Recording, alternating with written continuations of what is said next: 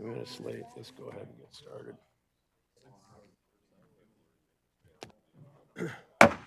Good morning, everyone. We'll call this Ways and Means meeting to order. If y'all would stand with me and recite the pledge. I pledge allegiance to the flag of the United States of America and to the republic for which it stands, one nation, under God, indivisible, with liberty and justice for all. Thank you, everyone. Okay, do we have any additions or changes to the pledge? Or to the pledge? I was reading my agenda. To the agenda. No, sir. Thank you. Do we have a motion to accept the agenda as written? So moved. Oh, moved and supported. Any discussion? All those in favor say aye. Aye. Any opposition? All right, moving forward. Approval of the minutes of the July 11th meeting. Move the minutes. Support. Supported. Any discussion?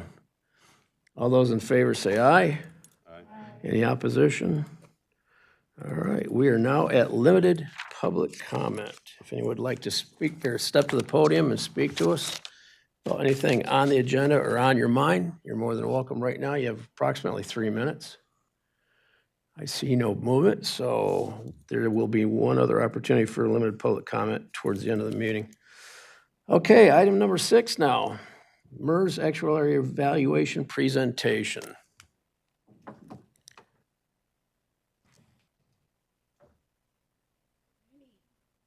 Good morning. Thank you so much. My name's Marnie Daggett. I'm the regional manager for MERS that works with Eaton County. And so I'm here today to kind of talk through your annual actuarial evaluation and some of the newer reports that we ran around amortization extension for some of the divisions in your plan. And so we'll start with the annual actuarial evaluation that you have in front of you.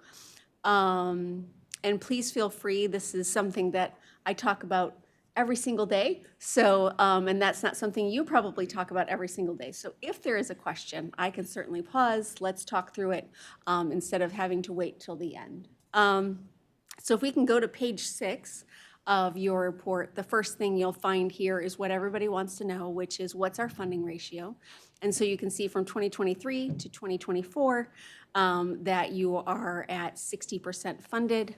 And that's based on, and we expected that downturn a little bit, still smoothing out that 2022 loss. So that's over time. So the returns last year were a little over 7%. Our assumption was 693. So it's over the assumption, but again, from a smoothing, and we'll talk about that in a minute. So the next piece that you'll go to is the next page. And that shows what and so this valuation is having to do with your 2026 budget year. And so I realized that the 2023 that we reviewed last year was for your budget coming up here in October. This is for the next year after that. And you'll see that the cost is going up from a little over 7.4 to 8.1. Again, that's going to be slightly changed based on some of the numbers that we ran for the extension if the board chooses to move forward with that. But as you can see right now, that's what it would be on a going forward basis. So this is for October of 2026. And again, this is a snapshot of your plan. You can see that all employee contribution rates, for the most part, stayed the same. There was a slight change in a few of them, but for the most part, stayed pretty similarly to the past. Again, this is that minimum required amount. So one thing I do want to draw your attention to is on the bottom of page 8. We always have that investment rate of return, so you'll see that that is 6.93. That is staying the same from last year to this year, basically due to the returns not being high enough to trigger that dedicated gains. But I do also want to point out at the very bottom, it starts to talk about assumption and method changes, and then it goes on to the top of page 9. And so every 5 years, we do what's called an experience study, which simply means that we look at the experience of the plan and we compare it to the assumptions that we're using long-term to see if there are any statistical differences. The last 2 experience studies, I know you've experienced some of that more volatility and changes in those things. The good news this year is that there was not a lot of changes. So a lot of the work that we did on moving to generational life expectancy tables on a public sector with the last experience study has definitely helped with that, along with the dedicated gains where we've been slowly moving down that assumption rate, buying that down with good returns over the last few years. So we've moved to 6.93, and just for a PA 202 purposes, which I know that that's front of mind when you're looking at all of this, that their assumption, they've actually moved back up to 7%. So MERS is slightly lower than that from that assumption perspective. The only real change that we saw for most groups, they didn't see a lot of movement from the experience study. There were just a few that were impacted by those who had some frozen defined benefit plans, but that is not something that impacted the county. At the bottom of page 9, this is always a paragraph that I draw your attention to each year, and that's on asset smoothing. So something that we do is that we know that the marketplace is going to be volatile, right? We know that it's going to go up and down each year. And so what makes it challenging when you're a municipality is if your budget does the same thing as the market, right? Because it makes it hard to predict what you're going to do from a budget perspective. And so there's something called smoothing that is an industry standard across the nation on how you handle that. So we take that 5 years and we say, okay, any gains or losses above or below that 6.93 will be spread out over the next 5 years. So if you have a positive, like you have a positive 10%, you're going to see that anything above that 693 spread out for the next 5 years. A negative, like we had in 2022, spread out for the next 5 years. So you can see from here that that bold sentence in the middle of that paragraph that says the smooth actuarial rate of return for 2024 was 3.79, while the actual market return was 7.28. So again, although it was above a 7.28, we're still smoothing out some of those losses from 2022. So we've used that in 2022, 2023, 2024, so we still have 25 and 26 until that return is smoothed out of the system. And so that's why you're going to see some of that, and that's why we expected you to go down maybe 1 or 2%. Based on funding level, you'll go down. I'll show you that visually in just a minute, and then you'll go back up as long as the market continues to return at 6.93. I'll pause for a minute here. Any questions on smoothing? Yes, sir. Thank you for this information. How many years have we been participating in MERS? That is an awesome question, and not one that I had memorized. So let me look. Well, I can tell you it was when the state turned it over and they became their own entity, we were in it. So we've been in it since 19. You're one of the founding groups, yeah? Yeah. Yeah. So approximately how many years?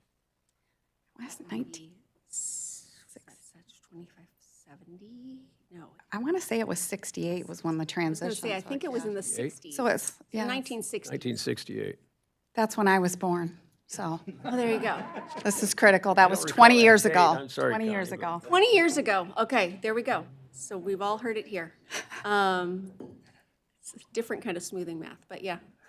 And is there a chart in here, a table somewhere that tells us exactly how many dollars we've invested with MERS in that time period? How many dollars you've invested and then how much has been paid out? No, how much we've invested in MERS in that time period? So I have what you currently have invested. Is that what you're asking? Well, I'm asking how many real dollars we've spent with MERS in that time period since we've been participating. So he's asking how much each year annually have we put in accumulated over time? Yes. Compared to our assets payouts. I would probably have to go and pull out every report that we've had to show how much. Yeah. Well, I mean, it's not something that they put in the report because they're tracking the current assets, what happened over the last year. So each year it's in the report. I I can't can run show you payroll some of that reports. Well, cash flow I on mean- table 5. That'll show you like the last few years to give you an idea of what that looks like. Well, I mean, we're closing in on 60 years, correct? Yes. And if we paid $1 million per year, there's 60 million right there. Is that correct? If that's what the numbers were, sure.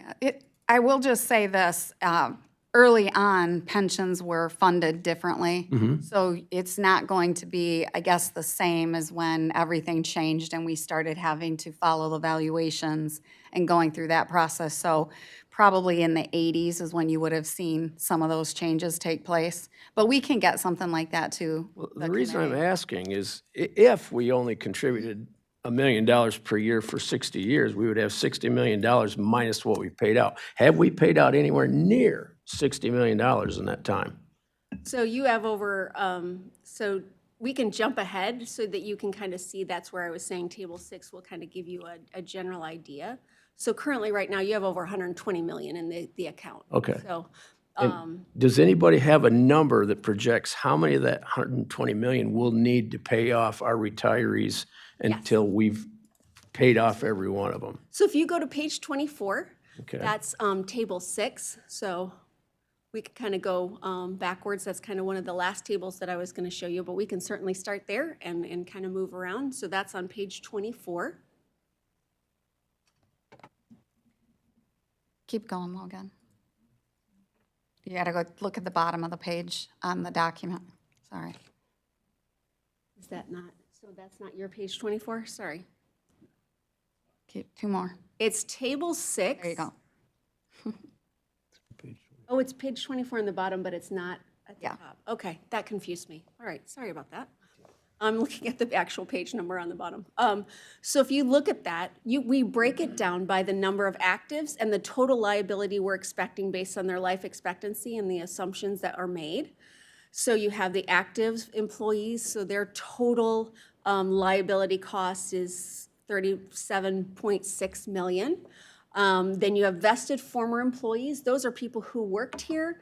They're vested, meaning they'll get a lifetime benefit. They've left, but they're not age eligible to draw yet. So they'll draw someday, they're just not old enough to draw yet. Then you have your retirees and beneficiaries. So you can see that liability is a little over $148 million. And then you have some who have taken refunds throughout that period of 1.2 million. So we total all that up. So the total liability of the plan is a little over $199 million.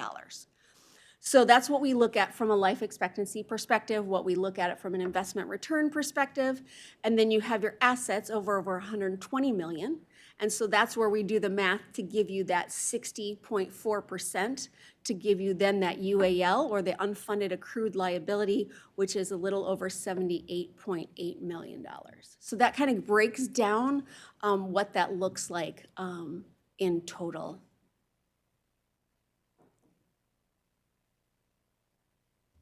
Does that seem to help that?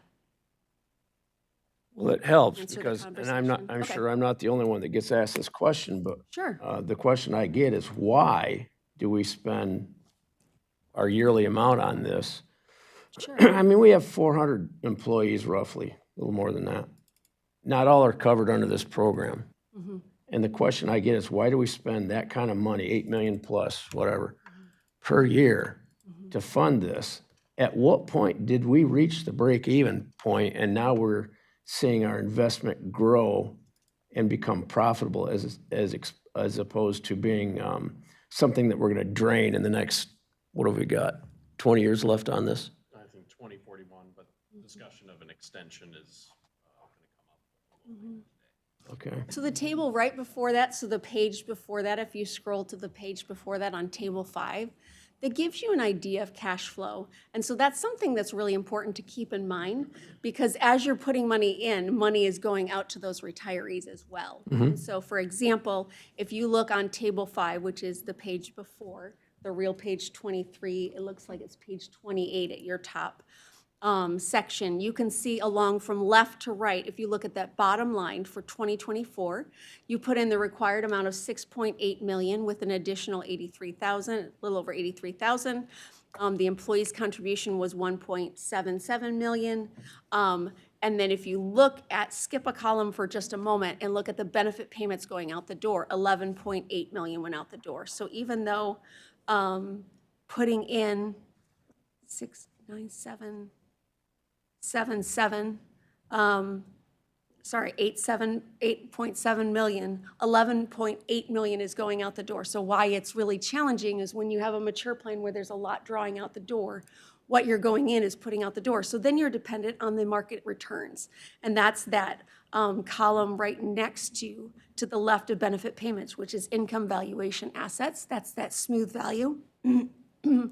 So you saw that you earned 4.37 in 2024 smooth value. So that helps keep your funding level. So you saw your asset balance continue to go up from 119 million up to 120, but it's a slower progression because of what's going out, right? From a cash flow, if what's going in is less than what's going out, that makes it challenging from an investment return perspective to make fast progress. And so that's kind of what the county's facing, is just some of that legacy debt and having to pay that off while still paying all of that cash out as well. And then the last question I have at this point. And I can add some context too. I do have some of our information. I haven't been able to go all the way back, but I have, oh, okay. At the point that our contract ends, we have a zero balance in our account No, meaning contract end, meaning there's no one else drawing on the with no one else drawing. So at that point, you won't have a zero balance. What will happen is until the last person stops drawing, we have what's a protectionary rule where you have to have 3 times the minimum required contribution. So I'll give you an example of a library that I have that has 1 retiree left. So they have a closed plan. There's no one else working full-time. They went to a part-time formula, so they don't have any kind of pension anymore. And so they have this last retiree that is left. And he's beating the life expectancy tables. He's way into his late 90s at this point. And so what happens is they have to have whatever his annual amount that he's getting paid out, they have to have 3 times that amount in there in case there's market fluctuations, in case he lives longer than expected, all those things. When he passes, when he goes on to a better place, then that amount that they've set aside and have invested will go back as a check to that library. So that's how that would end. When the last person stops drawing, whatever is left in there and invested in there would then go back to that municipality. So at some point then, during the length of this contract, you expect that we will get an amount back from the remaining Right now, you balance. have an open plan, so you still have, so unless the county stops hiring people or, I think I understand. So Okay. we have to be fully funded by 2041. oh, the 100%. It's not the end of the contract per se, because we are open. And so Right. even as we have folks that may transition to no longer drawing benefits, we'll always have an influx coming in. But the 2041 is, correct me if I'm wrong, the goal is we would be funded at 3 times our benefit payment at that time. And from then, it would just be basic plan maintenance based on performance of our assets, if that makes sense. No, So that makes sense. I'm just Okay. wondering when we finally quit using MERS altogether. No, then that answer is when you stop having people in the plan and there is no more liability in the plan ever. So you would then- have to close the plan completely. And we'll see that remaining balance refunded to the county. 100%, yep. If that's Okay. ever something that And that could be 3041 at this point. depending on how your hiring process, absolutely. I can't speak to that right now. It is an open plan, so sure. Okay. Yes, All right. absolutely. Thank you. Any other questions? Commissioner Barber?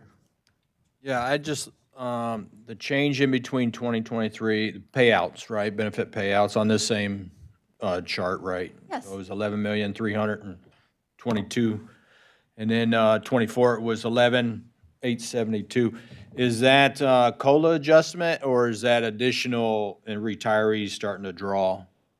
You did have, so in the table, 2 tables before that, so table 3, which is page 21, it shows you at the very bottom, it shows you, so it's the second page because you have a couple divisions, but you'll see at the bottom, you'll see from left to right, active employees, you have 339 active in the plan, you have 96 vested former, and then you have retires and beneficiaries. From last year, it went from 379 to 404. So you had people retire, and so a lot of that is from people retiring, depending on when they retired in the year. If they retired in January, that full amount that would be there. If they retired in December, it would just be a month's worth of payments. So it just depends on when they retired as well. But that's not just from COLAs, that's also from retirees.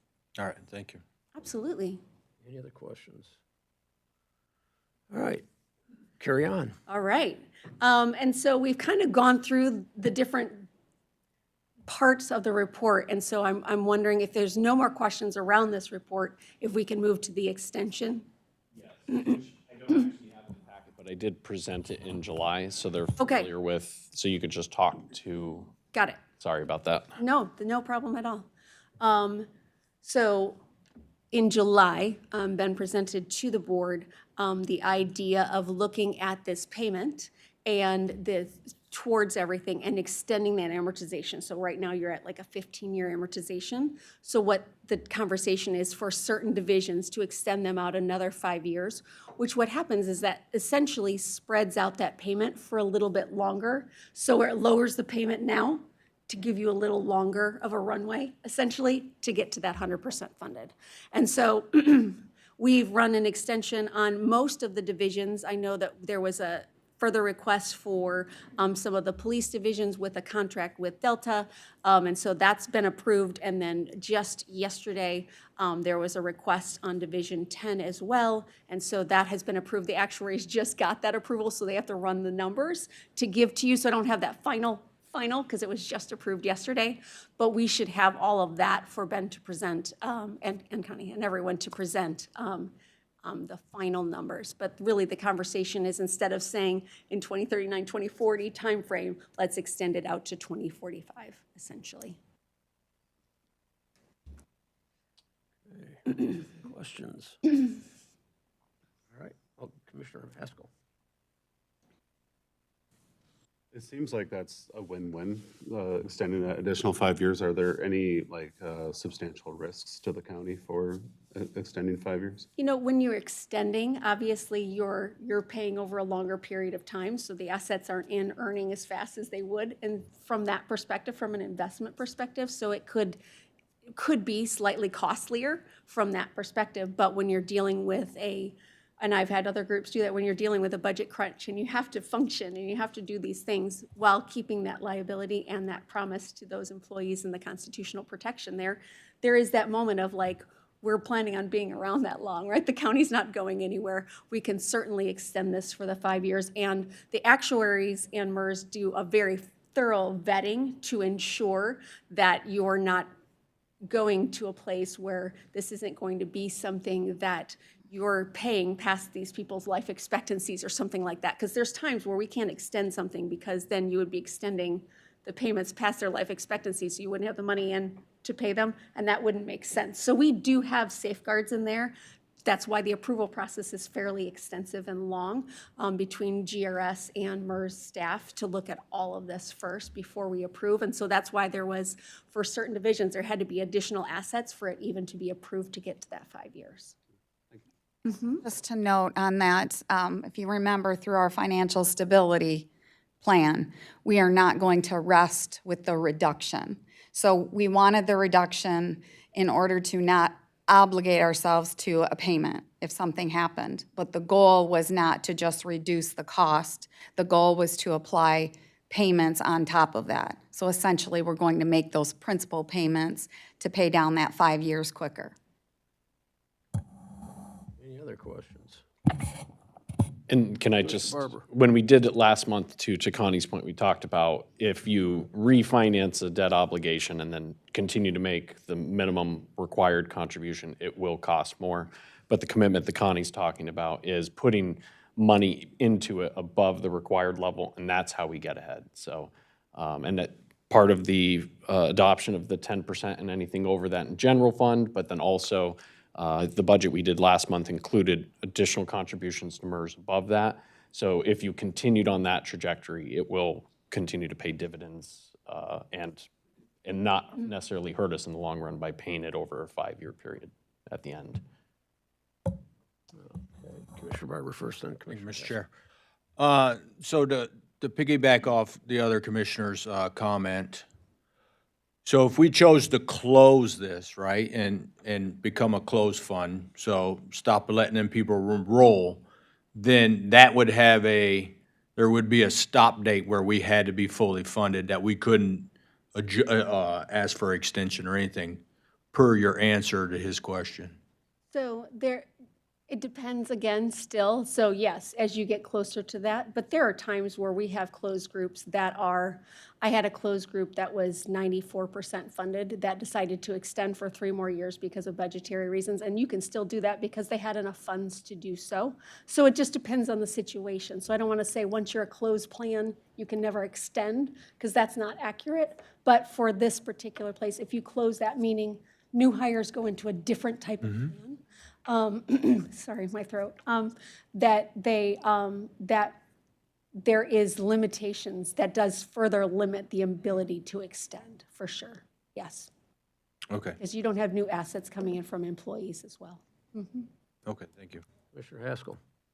Yeah, just a quick follow-up to Connie and Ben. So for us extending for 5 years, if we are not planning to make those minimum payments, which it sounds like that's the proper thing to do, is this just to give us wiggle room in case, market's bad, revenues aren't where we need it to? Because So initially, when we talked about this, we didn't have the budget and the plan set, right? So our intent wasn't to draw it out and pay more money over that 5 years, but the intent was the pressure that we were under. And in communication with Delta Township, their concern all along, you've heard them, was saying that we didn't fund our pension enough. Now, we disagree with that, fundamental disagreement, because this wasn't something that we did. We've paid whatever MERS told us. We've made additional payments for employees that have left, and so we made those employer contributions anyway, if they were gone. But we wanted to make sure that we were giving them some relief over that 5-year period. It was a good discussion that we had with them. It was the responsible thing to do, so that's really why we moved in that direction. And we did have a meeting with Delta Township through our administration and MERS. So that's really what the intent was. We can't continue to go on. Delta obviously has a cap on what they can continue to pay, so that's what we were looking at. Does that help? thank you. Add to, so if hypothetically we did a closed group type of a thing, one, we'd have to bargain it with every group. And we had it evaluated at one time, because the bulk of our liability are on people who've already retired. It's not actually, it doesn't help the county, because we're still obligated constitutionally to the benefits of those who've already retired and earned under that plan. Some of the things the county has done, which we've used that term, we have a sustainable pension now, but it took bargaining our multiplier down. We've got the 10-year vesting period. There's no cost of living adjustments. So those changes have made, like, going forward, and I think I did the math the last time I looked at it, and I want to say like close to 84% of what we pay is for retirees already retired, not for the current employees. So we have a very sustainable plan going forward, and in negotiations we've had with the unions, the discussion's been, we're not making changes to our pensions. So don't look at it like, we'll talk wages, we'll talk other areas, but the pension is off limits, because you're spending future money that honestly the county doesn't have. And I think they've been receptive to those discussions as we've had them, but it's important for the public to know we've already overhauled our pension to make it to where this is a problem that will resolve itself in time, especially if we make commitments to action that you all have been making. So I just wanted to put that out there, because that's part of what this is. Those payments go up. It's people going to retire, but it's also a class within that segment that does get cost of living adjustments, similar to Social Security. And those are a fixed increase every single year. I do have the data available back to 2001. Since 2001, we've contributed $69.4 million. The county's contributed an additional $7.5 million. Employees have contributed $40.7 million. The investment income over the period was $112.7 million. The benefit payments over that period was $142.4 million. So the net of all those contributions minus the payments is a net increase of $88 million over that period since 2001. But to the point where you still have to set money aside for the groups that have the larger benefit. But there will be a time, demographically speaking, where this plan transitions. And as that happens, our assets that are currently set aside will be more than adequate to meet the benefit as it is today. It's just going to take a while to get there. To Ben's point, if I can add, the table that we didn't go over, and so we're going to jump back to it really quick, is Table 1, which is on page, well, it's 14 on paper. So that's page 19 for you. You can see here, so as an example of hard numbers, when you look at it from left to right, these are all your different divisions. If you go over to the column that says employer normal cost, we summarize what that is on a monthly basis and then an annual basis, the employer normal cost. So if you were 100% funded today, meaning none of the legacy debt was there anymore, you were just paying for the benefits accrued by your actives today, it would be $851,340. The rest of the payment, then that next column is the payment on unfunded liability, meaning the legacy debt. That is that 7.26 million, adding that together to get to the 8.1. So again, when you get to the 2041, between 2041 and 2045, depending on how that all goes around those timeframes, your bill will go down to around less than $1 million. And so that's really, to your point, it's a sustainable plan now. It's what you all have worked really hard to do. It's just taking care of that legacy cost. All right, Commissioner Wright. I just have a quick question. You brought up something about the retirees that are, most of them that have currently retired still get the cost of living because they retired before that was agreed upon. Okay, how do you determine their cost of living rate? Is it what Social Security is at, or?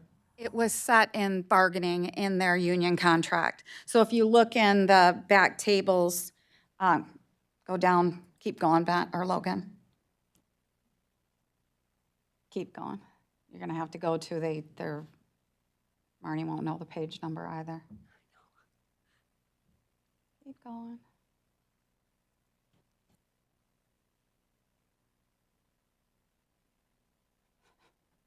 I need the mouse, Logan. No, that's fine. Okay, so if you look in these tables here, you will see that now this is different because the non-union employees could not bargain to have what they call an E2 benefit, which is a cost of living that we don't have to renew every year. So under the non-union employees, each year, if we had retirees, there would be a resolution naming the retirees to add to the E1 COLA benefit. So the last time we did an E1 COLA benefit was in 2009, which went back and captured the past retirees from 2007. So it's a 2.5% COLA that they receive every year for anyone who retired prior to that date. So, I mean, you look at it, we're 15 years later, the new employees going out are not getting anything. So, so that's a significant cost increase. And Logan, if you can go down to the sheriff's supervisory, let's just look at that one.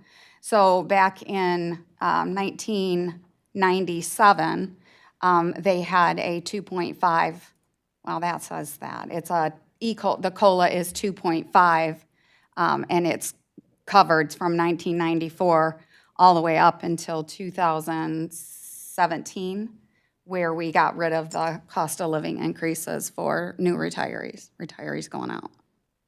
So, I mean, you're looking at huge increases, and if you look at the roster of the retirees that have that benefit and the growth every year, and we'd have to get that information, but if you look at the growth every year for those pensions, I mean, that's a significant increase, and I will say, our employees haven't received that. So our existing employees, and we changed the multiplier, so when they retire from here, their benefits are a lot less, yet your retirees in the past are receiving that. So it's a significant change that the county has made that will reduce costs. But it takes a long time for those to hit because, you know, you have an employee that's in their 90s, a retiree that's living. Our oldest retiree was 101. So, yeah. So, I mean, when you're looking at that, we're battling those cost of living increases until the last one's gone with those benefits. So that's the discussion we've been having all along. It's I don't want to say the sins, but I mean, when you're sitting here, you feel like it is, of the past that we can't control now, other than continue to pay and pay to get ourselves funded over the 100%, which is the goal. And just to clarify, though, that 2.5% is not an increase, is not calculated on their last Yeah. paycheck. It's Sorry. on their base paycheck. So it doesn't, it's not compounding. So I just want Thank to you. clarify that it's not a compounding COLA. It's just a cumulative one. So it's just whatever their base pay whenever they retired, it's the 2.5 on that. It's never going to change and go, well, now I'm making this much more over the last 20 years. It's 2.5 on that. It is not, it's not compounding. So Thank you. that's a good thing too, to note, because sometimes people think of COLAs and it is a compounding thing, and that can be, I mean, I'm not saying the problem's not compounding, but the calculation is not. And this is perfect timing because I didn't ever know how that worked. And I happened Wednesday night to be in the dark taking out my trash, and believe it or not, somebody came up and asked me how come they have COLAs, and I go, they don't since 2017. They go, what do you mean? They were watching our YouTube, and you had mentioned something to them, and they're an executive that understands pensions. So, And Perfect. all we can say for today, if like, when it comes to bargaining, administration would not bring COLAs to the table. And that's the piece. Set up a pension plan that is sustainable, and then have discussions with your employees about benefits that pay out in this current fiscal year. Because sometimes you can get lost in the sauce of calculating the cost of a pension benefit. So that's kind of been the direction since Controller Sobey's taken over, and since she's brought me on board, is really focusing on what can we do for our employees today. And to be honest, it's a 10-year vesting period. So for a lot of the newer employees that come on, that's a heavy lift to even get to the point where you get that, unless they have time with another MERS-eligible community and they come in and they're already partially vested. But it doesn't change the calculation of our liability. So I just say that I think we've moved in a direction where we want to make more of our recruitment on other benefits like longevity, pay, medical, and that's been the focus of our recruitment strategy over the last couple of years. okay, thank you. Yeah. Any other questions? Okay, what else do you have for us? I think that was about it, unless there's anything from you.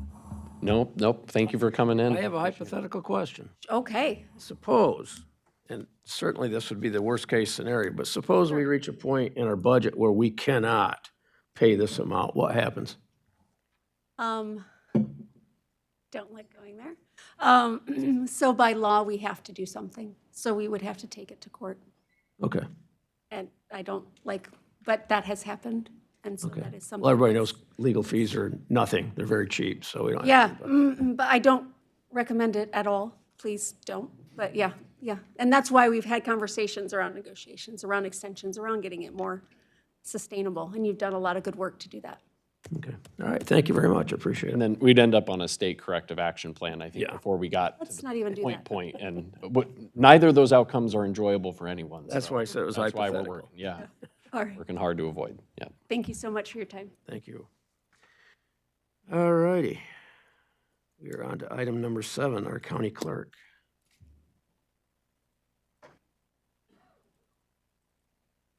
Good morning, Diana. Good morning. I think first up is the issue of fee changes for our fee schedules, increases. While we were looking earlier this year at ways to tighten our belts, Commissioner Barber suggested looking at our fee schedule, which had not been changed since 2017. So after comparing fees across the state, I am proposing the certified copy fee to be increased from $15 to $20. This is in line with 10 surrounding counties, nearby counties that charge $20, and that includes Berry, Calhoun, Ionia, Branch, Kalamazoo, and Muskegon. Ingham County charges $30, and they have for a long time. Genesee County charges $25. So I think this is a reasonable change at this time.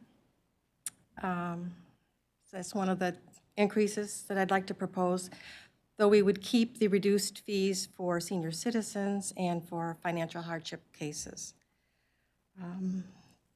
The other major change is an increased fee in election programming charges, and I've checked with the 10 other counties who use our same voting system, and it's very comparable to what they're charging now. So I'd like to propose these changes. We have a motion to accept. Okay, and support? Okay. Support, motion made and supported. Any discussion now? Any questions for our county clerk? Well, seeing none, all those in favor say aye. Aye. Any opposition? All right. Thank you. What else do you have for us? I have the technology grants that I would like to have your approval on seeking. These are grants that are made available to improve election technology, technology in the Register of Deeds office. Those are made available to registers across the state, and these particular grants would go towards the cost of implementing Fiddler, the new system we're going to, in the deeds office and in the vital records office. It's going to greatly improve our current system. So I'd like to obtain that money if we can. I will add Yes. for Clerk Bosworth, this is part of the implementation of that software that was approved last month. For the budget process, you'll see later in your budget amendments that there's an amendment to do the capitalization of that this year so that they can leverage these funds that are available through the state grant. So this is all part and parcel of the same project. So. Do we have a motion to accept Support. and support it now? Any discussion? Are these matching funds grants? Pardon me? Are these No, matching? there's no matching funds. Okay, good. Good. Anything else? All right, all those in favor say aye. Aye. Any opposition? All right, you're two for you. two, Diana. Thank you. Pardon? I said you're 2 for 2. That's Hey, good. I'll take it. Thanks. All righty. On to item 8, Equalization and Property Description Director, Tim.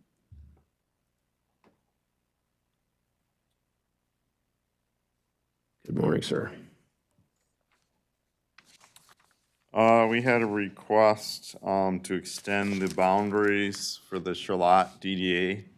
It's a rather small request. It's 4 parcels over by the City Hall here in Charlotte. Over, if you're familiar with the flower store, as you drive by Cochrane here, it's that block of 4 commercial businesses right there. Typically, under an old resolution, we do limit the capture when we get expansion requests. We have 60 days from the time that they adopt the expansion to vote on that. And I would recommend that we consider restricting that capture. Otherwise, it'll be captured for as long as they want. So typically, we look at like 10-year agreements when we do these.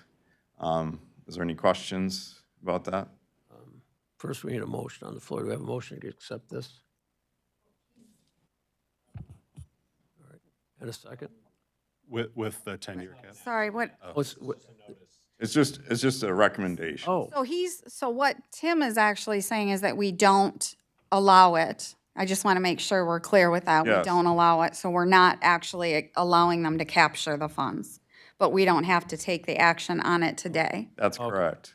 all right. Because they'll adopt it on the 25th, right? Yes, they're just going to adopt it later this month, so we still have 60 days to vote on that. So we will bring something back, a resolution saying that we're not participating to allow them to capture. I can pull up a resolution we've done in the past. that- I will note, in the past, I don't know if you guys are aware of this, They did capture at one time on the LDFA, which is the industrial park across the street, the Combs Industrial Park. Charlotte has been good about not capturing a whole lot of tax dollars for the county, which is good. They actually let that industrial park expire, so they're no longer capturing that. So they have been very vigilant about limiting how much capture they do collect from the county's tax dollars. Okay. Any questions for Commissioner Wright? Are we able to make it like 5 years in case they want to be doing some upgrades, on, buildings and whatever with some of the capture money? Can we do it less than 10 years? Yeah, I mean, that was just a recommendation Oh, that we've done in the past, We may want to go to one of them, to the meeting and see, what they're talking about. So if I couldn't, I would just say, we've talked about this quite a few meetings, but every opportunity we have to have that discussion with the public so they understand. The red is the existing grandfathered district, correct me if I'm wrong. Yes. So currently, our taxable value for the county is fixed at 1993, or was it 95? I think it was 1993. So what that means is any property tax increase in that area does not generate additional revenue for the county. Grandfathered TIFA districts existed at the time that that law was amended. What that means is Grand Ledge, Charlotte, I think Eaton Rapids, most of our urban centers have a core that county only gets revenue off it based on the property value from 1995. The purple, if approved, would extend that revenue loss to any development at that location. So that's what the discussion item is. I think when we bring it back, what we can try to do, Tim, is to evaluate, if you were to approve it for 5 or 10 years, this would be the estimated lost revenue, because that would be the discussion. You would be giving that money back to the community to reinvest in development, and that's how these districts work. So does that check out with? Yeah, that makes sense. I did bring the numbers, just to reiterate where we're at currently. We've captured 3,616,000 of the DDA for the city of Charlotte. So that amounts to $18,816 that we're losing every year in the general fund.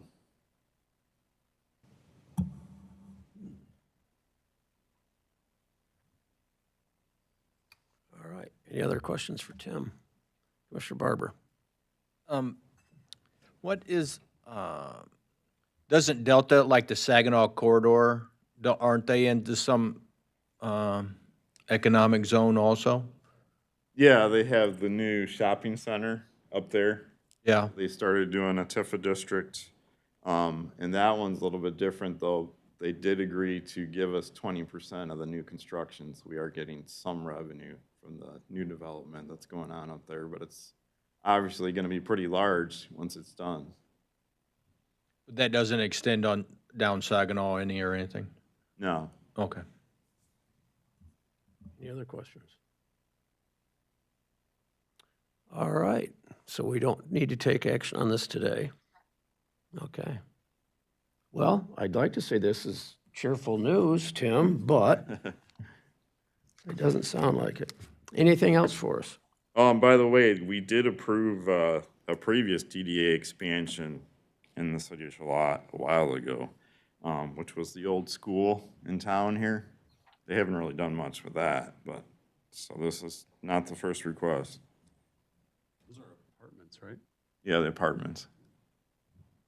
Is it, They are starting to rent those out now, actually. All right, yes, Commissioner Haskell. I probably should be recognized before I just start talking. Is it normal for Downtown Development Authority to have residential captured into it? Or is it That usually is just correct. commercial? It includes, when you're talking a DDA, which is your downtown areas, that's gonna include residential and commercial. Okay. But apartments would actually be, when you're talking, that's multifamily, so if you're talking more than 4 units, that's actually considered commercial. Okay. I guess in my head, I always just saw, the downtown, businesses, whatever, as being what a development authority was. But if it's within that Yeah. district where the map is, it still includes residential property as well. Okay. Any other questions? Commissioner Christensen?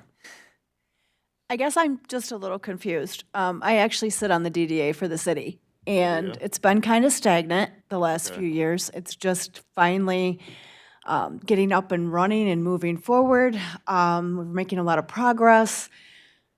But the main reason that that section there on Harris wanted to join the DDA area, one of the main reasons was because Charlotte implemented the social district, and they wanted to be able to be in that, and that's where the line drew across, was at Harris Street.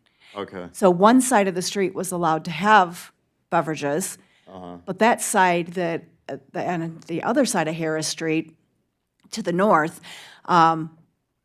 you've got, well, you had a hair salon, a flower shop, Needful Things, which is an antique store that houses 2 buildings.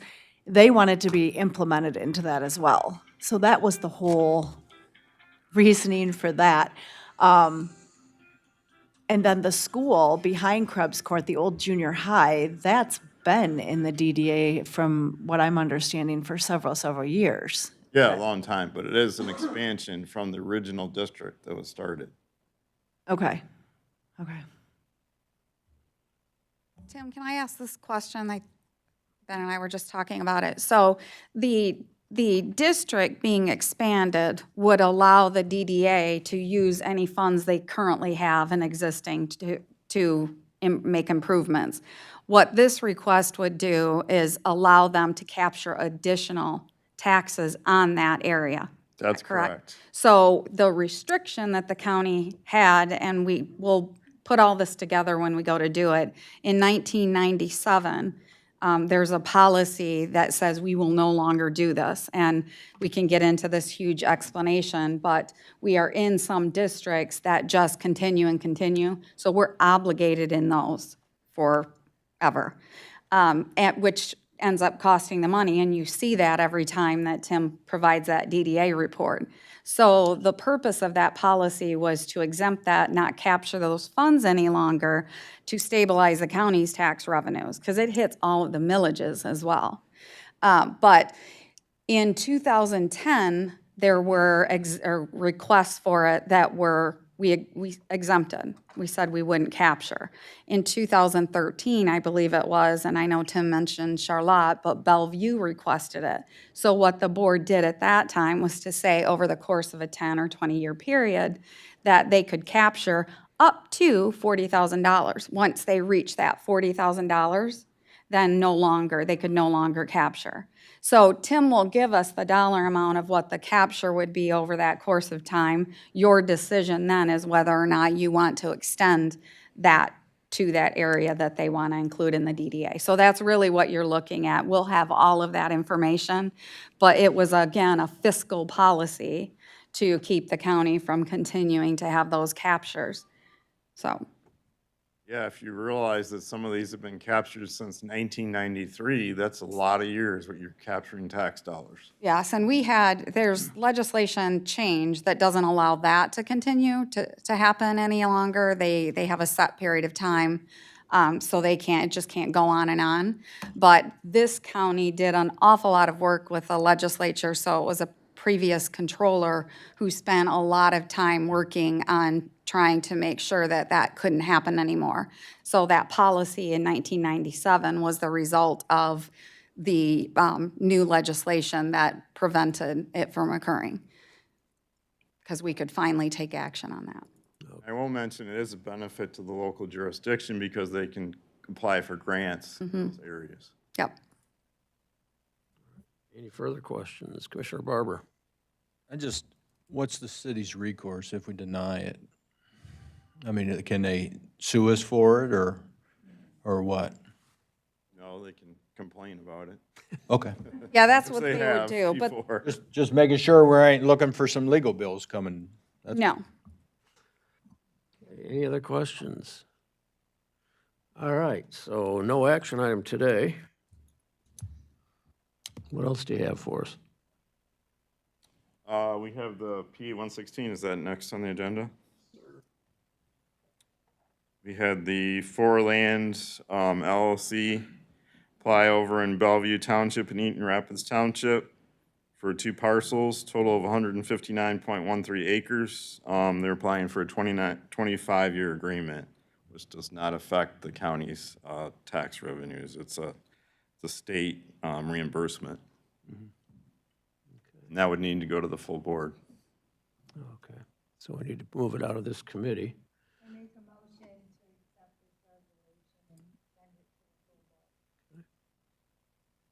Do we have support? Supported? All right, any further discussion? All those in favor say aye. Aye. Any opposition? Okay, Thank you very much. thank you, Tim. Okay, onward to item number 9, Technology Services Director. Didn't see Eric last month, did we? How you doing, Eric? I'm doing well, thank you. How are you? Good morning, everyone. I have no action items today. Just going to provide you a brief report of the work we've completed in the last 2 months. We received our final audit from the state of Michigan for the Office of Child Support, our IT audit that we go through on a 3-year basis. Happy to report we scored very well in this audit. There were a total of 18 different sectors in this audit. They ranged from our inventory controls and asset enterprises. We received 100%. Inventory controls, software assets, an 88%. The deficiency in that audit is a legacy policy that's in place. That's something that we've talked about time and time again, that policies need to be rewritten. The act of the work and the metrics in which we're doing things are to par. They're just, a policy needs to be updated and to reflect those works. Another metrics is data protection, 90% on that. Again, policy, the vintage of the policy that's currently in place. Next metric is security configuration of enterprise assets and software, 86% score for that. Again, policy that's in place needs to be up to date. And again, I'm gonna say this a lot in every one of these of policies. The policies are in place, and a lot of the language in the policies are okay. Some of it needs to be refreshed, but we're finding now that some of these policies, they just actually want brought to this body or full board on an annual basis, and that's kind of the part that we're finding now that just needs to happen. So I would look later on this, probably start of your next fiscal year, we'll be bringing a series of policies to you. But I'm not gonna go through each one of these. There were a total of 16, or actually 18 of these. The bulk of it is policy. There were 2 actionable items of recommended corrections for this. One of them, actually, Logan Bailey, Communications Director, is working on funding for that, additional security penetration testing. There's a grant that he's working on for that, so that if that's successful, that'll help correct that measure. And then the other one is just an internal change that we need to make. Those recommendation that we're kind of going back and forth with the state's auditing team to make sure we're following the correct course of action for that. But all in all, very pleased with the scores. The team is doing a fantastic job, and we're doing our best to keep pace with cybersecurity in the ever-changing technology world. Any questions about that? Eric? Yeah. Just off the top of your head, are the, I want to say cyber attacks, because I don't know what other word to use, but are they on the increase? Have they leveled out? Are they declining? Always on the increase. Always on the increase. In the best case scenarios, we attempt to keep pace with them. It's an ever-changing world. Okay. Does that involve a lot of your time, or? Yes, that is something that's in a battle rhythm of, I would say, 90% of the staff. Really? We have a staff of 12. It is something that's always on the forefront, whether, I know all of you experience, phishing campaigns and emails that you received. We've talked about, a couple people this morning about that. Continuous hits to our firewall from external. Cybersecurity, there's a lot of different facets to that. Okay, thank you. Any other questions for Eric? All right, anything else for us? Absolutely. All right. Update on our AT&T contract. I brought that to you a few months ago about the, basically AT&T eliminating analog services and basically forcing their current customers in significant price increases. Happy to report that we have successfully completed all of our legacy lines that we had in analog. That is all moved to modern digital IP base. Even though that we did our due diligence to meet the timeline, unfortunately, AT&T did not keep pace with their internal billing. We did receive an exorbitant bill for one of the last sets. We are in dispute with them. They acknowledge that it is an error on their part, so it's just a technicality of getting that complete. So I'm going to say that that project was successful, and we were able to accomplish that goal of avoiding those exorbitant cost increases. Any questions about that? Okay. Aerial imagery project that we're working on with Tri-County Regional Planning Commission with joint effort with Clinton and Ingham County and local units of government. We're still in the QA/QC phase of that with, I believe we're slated to receive final imagery by November, December this year. So again, that's a project that we do on a 5-year annual basis, basically to update and refresh aerial imagery for the region. It's used in our public safety sectors, assessing a tool that the public can use, real estate, assessors, so on and so forth. So that project is still on target and at pace to complete on time. Any questions about that? Okay. Update, MCT updates for cars regarding the Delta contract. Now that that is kind of formalized now, we're able to move forward with getting the refresh of that leg of the project. We're able to complete all the other local units of government, the local police departments. Earlier this year, we submitted RFQs last week for vendors to essentially bid the equipment list for that. Bids are due at noon today. Next week, we have a meeting scheduled internally to kind of go through those bids and pick a vendor that we're going to move forward with. And that project should be expedited pretty quickly, and we're hopeful to have that project completed in the next 60 days, provided there isn't a supply chain issue of equipment. So, you know, at the latest, I would hope by the end of this calendar year, we'll have those Delta cars updated with equipment. And again, the equipment that's put in those cars is 100% funded by the 911 millage, and the labor involved in that is technology services. So there's no impact to your general fund as far as the expenditure of that equipment. How many cars are up there that you anticipate being done by the end of the year? Don't hold me to the number, but it's anticipated around 17, 18 cars associated with that. Yeah. Any other questions? We're making our last push of getting our computer environment here, you know, 600 plus computers that we have on the network, getting a push to eliminate Windows 10 from those devices. We're right now, as to date, we're sub 10 to 12 devices left on that. Microsoft has announced that they're going to be end of life on patching and security support October 14th of 2025, which is quickly approaching.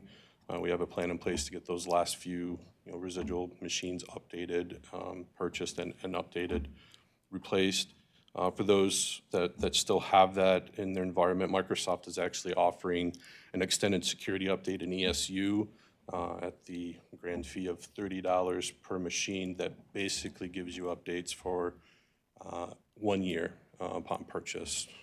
We don't need to do that. We can move forward with getting our last few machines updated and not have that as a nuisance for us here. Any questions for that? Commissioner Haskell. Those are free updates, right? Yes. Okay. So how many computers do we have? I think as of right now, about 650 that's on our network.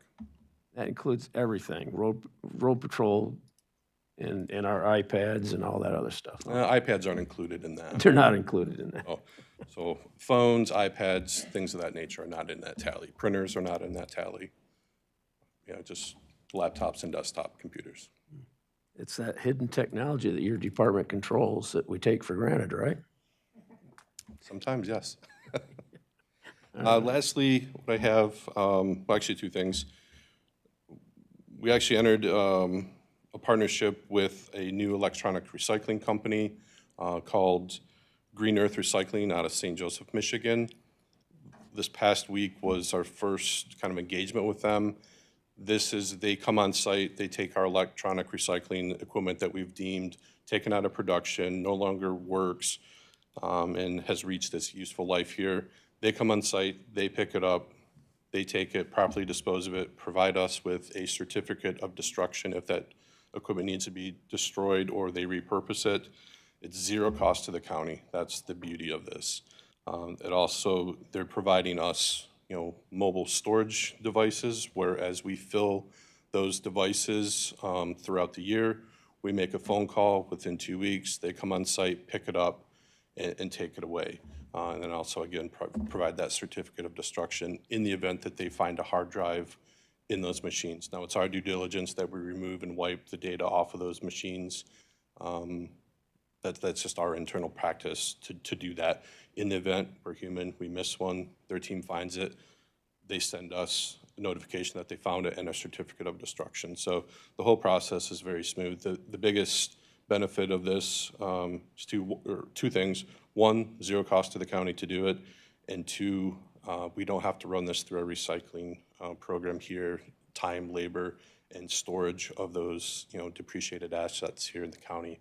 We get a lot of labor back for this, of moving devices back and forth, and just expedites the whole process for our team. So it's been a great win for the organization. Any questions about that? Commissioner Haskell. For the electronic recycling, do they limit what they will take and what they will not take? So everything that we produce here, they take. Okay. So, cool. Any other questions? How long has that company been in business? That's a very good question. I don't have the answer to that. I'm going to say probably at least 10 years. Yeah. Okay. And that program costs us nothing, but we gain nothing from it other than getting rid of unused equipment. We gain tremendous amount of labor back and storage, and that's the biggest win for my team is the labor involved of the practice that we've had to go through for years of removing the equipment from its production site, taking it back to our facility, wiping, removing it. We don't have the capacity in our building to house and store all of that mass amount of equipment. So then we have to take it to another location, house it, store it, and then once a year, we have to have the whole team together and then remove that out of another facility and then haul to a other location, load on trucks, and then move one more last time. So this takes all of that logistical nightmare out of the equation. All right. Very good. Thank you. Last thing I had is worked with Ethan Jacobs at the Parks Department doing an internet feasibility study at Fox Park. The requests come in from them to establish what type of internet service could be provided to there, because there is no internet service provided there by the Parks Department. Called a few internet service providers, identified that WOW actually has the ability to install service there. They provided a quote. The numbers for that quote came back, I'm going to say unfavorable to get it broadcasted to the entire facility. Reached out to another vendor to basically source some other mobile cellular gateway technology to have it portable. And we were able to test that last week with a lot of success. But the main purpose of the project was to, one, potentially add security cameras to that facility, and two, to provide internet service to the observatory located on that property. Just the challenge of that property is WOW or any internet service provider would provide service to the curb or the closest building. Unfortunately, that building that they're really wanting to target is approximately half a mile off of the road. So to have that internet service provider run fiber, direct buried fiber half a mile is very costly. So we're looking at different solutions in there. I have some numbers that I've presented to them, but they have not implemented that yet. So just another project we're working on for the Parks Department. Commissioner Wright. Eric, if we're putting it in for the observatory and things, would it be open for people to sign on as a guest that would be coming to the park? It depends on the technology. From a technical perspective, yes, it could be.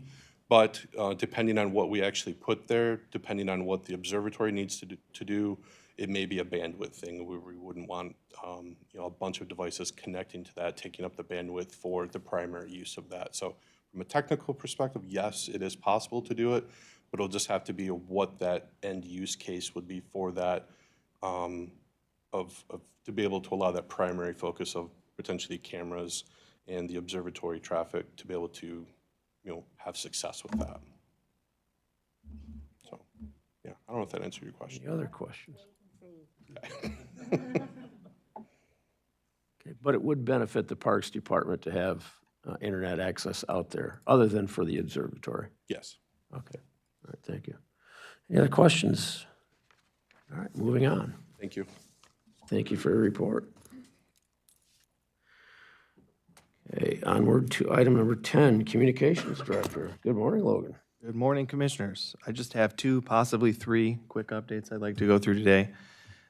One, as you'll see on page 1 in your packet there of my section, the website analytics for the last month, and we do see an uptick in bots scrubbing our site.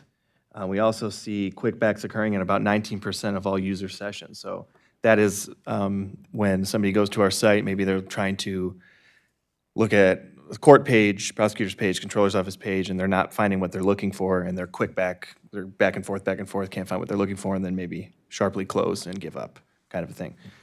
And so there's different reasons for that, and we've talked about that. Maybe information's not clear. There's JavaScript errors, specifically undefined or variable losses, which we've talked about in the past. But one thing we were able to do working with Technology Services is install AudioEye onto our website finally, which is something I've discussed in the past over the last 2 years as a sort of system we might want to put in place. We should put in place that's going to monitor compliance to Section 508 and ADA compliance on our website. It will automatically flag whether it's a JavaScript error or an error that is causing somebody with a disability or somebody with limited access struggling with our site. And so as an entity, we're legally obligated to ensure our website is accessible to all residents, and we're seeing an uptick in accessibility lawsuits, say. And this actually, AudioEye provides documented compliance efforts and monitoring, which is extremely useful in the scenario where that might happen. And so we got that installed about 2 weeks ago, I think it was. I'm looking at Eric, yes. And so residents essentially shouldn't face any barriers when accessing our services, whether they're making a court payment, they need to get a hold of the prosecutor, whatever it might be. Make sure that, and to no fault of any department or anything, if there's a JavaScript error or something, or if down to the color contrast on a page, or if something's not working that we built in a module, it will flag that to us. And so that also demonstrates this government's commitment to transparency and fairness, ensuring that whether they want to look at your packet or pay a bill, they can do that on our site. And so what is nice about the operational efficiency with AudioEye is that, we knew we needed this. We talked about this over the last 2 years on and off at this committee and the previous Information Technology Committee about wanting something like this because we have a robust website that we hadn't touched in a long time. We have updated it. We tried to modernize it as much as we can. And we tried to find these sort of things in error, and in updating the seal and things like that, we were able to find the right contrast in terms of anybody accessing any pages. They can see everything and access everything. But what we didn't want to do was, for Technology Services or myself in my department of one, too much. It's not plausible for us to monitor everything. And this operational efficiency here is that it automatically detects issues. It automatically fixes errors in the script if it can. If it doesn't, it flags it to me and tells me you need a custom fix here, or you need to look at this. And that continuous monitoring it's not a one and done task. So it scans our site regularly. If new content is reviewed for compliance, it will flag to me if something is off. And up until this point, it was just me cycling through every page and trying to figure out what's working, what's not working. And so, without a tool like this, any accessibility fixes would have to be done manually. And what's nice, and I wasn't able to get a shot of the actual dashboard because we just installed it, but we did get access to it thanks to Director Daly's persistence with Civic Plus and poking them, saying, please, can we see the dashboard? We are actually, typically you see after these fixes are implemented, a 92 to 96% accessibility score. We're at 99, which is pretty unheard of, which is very exciting. And that just goes to show the work technology services in my office have done to modernize this. The problem is now we have to maintain it. And so that's the new goal. And so there's still a lot we have to learn about this software being implemented, but I am happy to say that it seems to be working. The systems we have in place seem to be working. So any questions on AudioEye specifically? This is a part of our Civic Plus platform. I don't see any, but I would like to ask Eric a question related to this. This is, in the 2 townships I represent, this has become an issue about ADA compliance on their website or webpage. And is the county, I mean, you're only spending 90% of your time battling cyber wars, so you've got 10% left over. Are you available and accessible to the townships for help with this sort of thing? We're currently not under contract to provide any services to them, but yeah, I mean, our phones are always available to call and the source, but for us to go in and manage those websites right now, no, we're not doing any kind of that work at this time. Now, is it something that we could look at doing in the future? Absolutely. It's just the contract and the engagement would have to look correct for both sides. Okay, because my understanding is to be compliant with your website is quite expensive. Can be. So the other piece I'd like to add to this AudioEye piece is by engaging in this contract, it also provides legal coverage for this too. So in the event that somebody tries to come at the county for an ADA compliance issue, it's a white glove treatment. We turn that case over to AudioEye, and their legal team deals with it, so we avoid those legal fees. That's good. Very good. All right, thank you, Eric. I appreciate that. That was the last part of AudioEye I was going to talk about. Oh, sorry. No, that's good. I'm sorry. So that's AudioEye, that's that update, and so look to see this being part of my report moving forward. Unless we're maintaining that 99 the whole time, then I won't even have to talk about it. And we'll never get to 100. That's really not possible. There's always going to be an error. There's always going to be something that isn't working, but 99 we're very happy with. Next update I have is a bit of the funding out that Eric had talked about earlier, funding update. So the fiscal year 26 appropriations draft from the House included our security funding. And I was asked by a few individuals to kind of talk about what exactly that would fund, because there may be been some confusion there, but thanks to Barrett's office, it was within that House's appropriation draft for fiscal year 26. Senator Peters and Slotkin, I've talked to both of their offices. They're committed to continuing to try and promote this effort, but it wasn't included in the Senate's initial, but that doesn't mean it's not out, but also who knows what's going to happen. But should we get this funding, this is what it would actually look like in fund. That's $80,000 towards replacing the 3 existing and frankly outdated camera systems within the courthouse here into one single uniform system. It's $12,000 for security tint on our public entrances, and talking with our security up front here, at certain times of the day, it's not easy to see what's going on out there, and so it's pretty typical we would have something. It's $15,000 for an emergency door lock system, so if they do see a threat or a threat happens, there's a button they can push that locks down our entrances here at the front. And in our courthouse security meeting yesterday as well, we talked about what that could mean for response. If there is a locked system, what kind of options might we have? So we're going to play with that should we get the funding. Another $20,000 for security bollard installations at all entrances at the county complex. And so that is those pillars essentially, so a car cannot drive through into any of our buildings. And now the meat of this would be almost $240,000 towards that 5-year biannual penetration testing on our systems here for cybersecurity, and another almost $50,000 for 5-year vulnerability scanning for that same thing. And I worked with Director Daly on figuring out what that looks like. So essentially, we did get a positive update from Barrett's office. We got a quasi-positive from the senators that initially introduced this. And so we will remain cautiously optimistic. Unfortunately, on the topic of that ADA compliance and the funding requests that we put in everywhere for that too, nobody picked that baton up. but hopefully we can secure some of this funding. All right, thank you. That Questions on that? concludes my report. All right, thank you, sir. All right, item number 11. Which hat are you wearing, Deputy Administrator or Human Resources? Both. Both, all right. Thank you, Ben. All right, everybody. I will dive in to the positions update.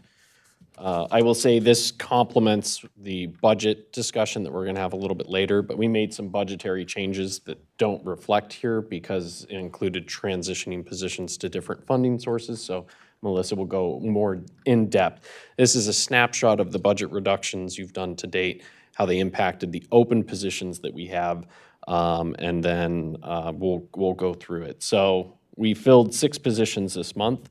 We have 13 positions posted, with 6 of those being for ongoing requisitions between the youth facility, Parks and Rec, and the Sheriff's Office. We have 24 positions on hold, of which 21 of them have been identified as budget reductions starting on October 1st. So you see those marked there so that you can visually identify them. There are 5 open positions within the administrative wing that we are recommending authorization so that we can get them posted and potentially hire for those positions now that the budget is firming up. General update, this pressure of being understaffed and short-staffed, we're at a vacancy ratio right now of 17.58% of our positions that are open, and that translates to more work on existing staff as departments and groups try to cover the gap left by vacancies. And the 12-month average of our vacant ratio is currently 13.24%. So that's what the county employees have been working under as we've gone through this budget process. So with that, I'd start by asking if you guys could make a motion if you agree to authorize the positions at the bottom marked recommended. That is the accountant in the controller's office, building and groundskeeper in parks, an investigator in the public defender's office, and the veteran services part-time administrative assistant. So Do we have a motion? And supported. Any discussion? Questions, comments? All right. Would this be a financial thing? So we need a roll call on this one? I don't think you need a roll call. The accountant's a general fund, the building and groundskeeper is parks millage, public defender's office is MIDC funding and a portion from the county, and then the veteran services is a fully grant-funded position. Okay. So all those in favor say aye. Aye. Any opposition? Motion passed. Thank you. And part of personnel that's not on here, but I'll invite Eric up to. So we have news, and we have bad news. So we wanted to bring to you all a request for, I'll just read. It's a remote work agreement. So we have a personnel request for your consideration. So the county has a very limited number of employees who work remotely, but those few reside locally. So we're requesting authorization to develop a remote work agreement. This is for a beloved member of our tech services team. So for those who don't know, Liz, husband, has gotten a job. His job is relocated, and they will be moving out of state. And so they're making arrangements for that transition soon. Many of you know Liz has worked with the county since 2012, starting her career in the clerk's office, with the bulk of that time having been in technology services. We have talked about in the past how our service departments are so short-staffed that we're one position away from being critical. Liz is a great example of that very scenario.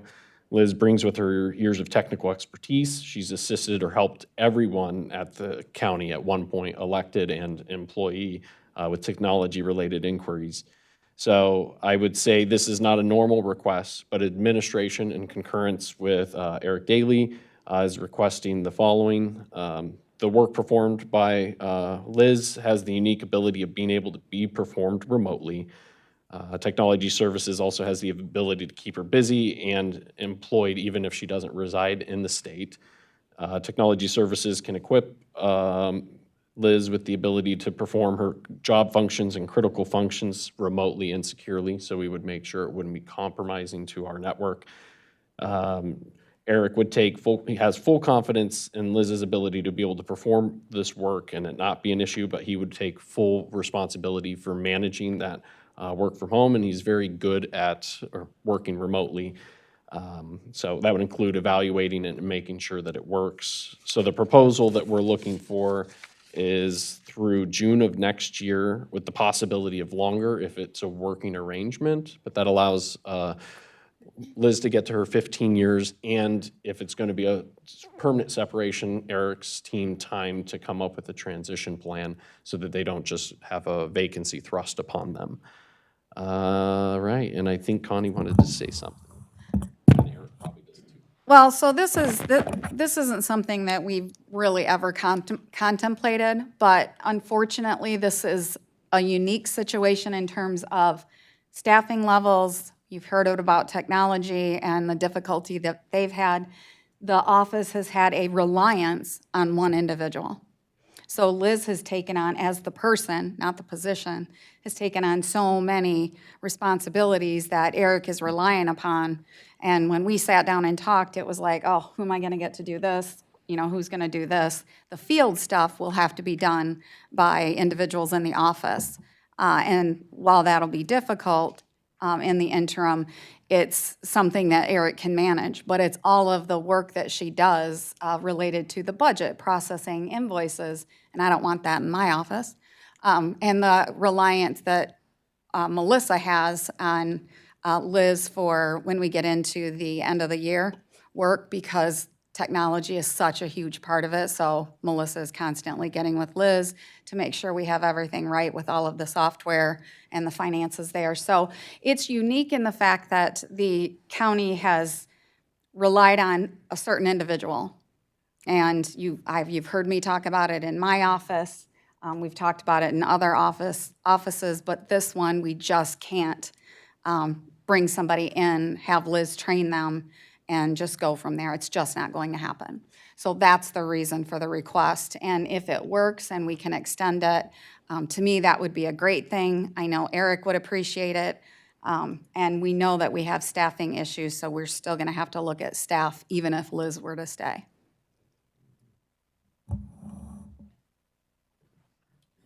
Okay. Eric, you have any comments to this? Just like appreciation of the consideration of this. The position is a huge asset, not only to our department, but to the entire organization. And kind of a quick separation like this would be, you know, crushing to the department and to the organization. So we have the technology in place. You know, our department this isn't something new, remote work. We do this all the time, just not any, you know, full-time basis. To me, it doesn't matter if it's in the state of Michigan or, you know, somewhere else in the U.S. You know, we have the ability to do this. We have the technology in place. The individual that we're asking to do this, I have full confidence in doing that. I can still monitor and maintain, you know, workload, communication. None of that's different. It's no different than if, you know, I'm working remote at night or during the day and she's in the office or vice versa. It's the position can definitely do the majority of the work. Can 100% of the work be completed as assigned right now? Absolutely not. But I would say a good 95% of it can. And those, you know, few things that need to be in person, you know, happy to take those on and reassign internally to make this work. And we'll navigate these waters as we go, you know, over the course of the next few months. But this will be imperative to, you know, find a replacement or restructure that position going forward of the roles and responsibilities of that and reformulate, you know, whatever that hybrid position will look like in the future. Well, look at the hands go up. I'll start with Commissioner Haskell and we'll work our way around here. Thank you, Mr. Chair. I have the pleasure of having hybrid employees, in-person employees, and 100% remote employees with my team where I work. And I know it comes down to being able to trust the individuals that you have in those remote positions. And Liz has, I think, proven to everyone on this board that she's 100% trustworthy and will be still an asset to the county. So she'll be missed here. That's very true, but has my support. Thank you. Who's next? Commissioner Wright? I just want to say that I 100% agree in working with the situation with Liz. We will miss her, but I know that many times I have done screenshots or sent questions in, and she's right back with me, and I would definitely hate to lose her technology support on my end. And again, we're not losing Liz. Just, you know, we'll be able to do a video call with her, pick up the phone and call her. She just, you know, won't be in person with us for the short term here. Commissioner Moudry? Thank you, Chair, Mr. Chair.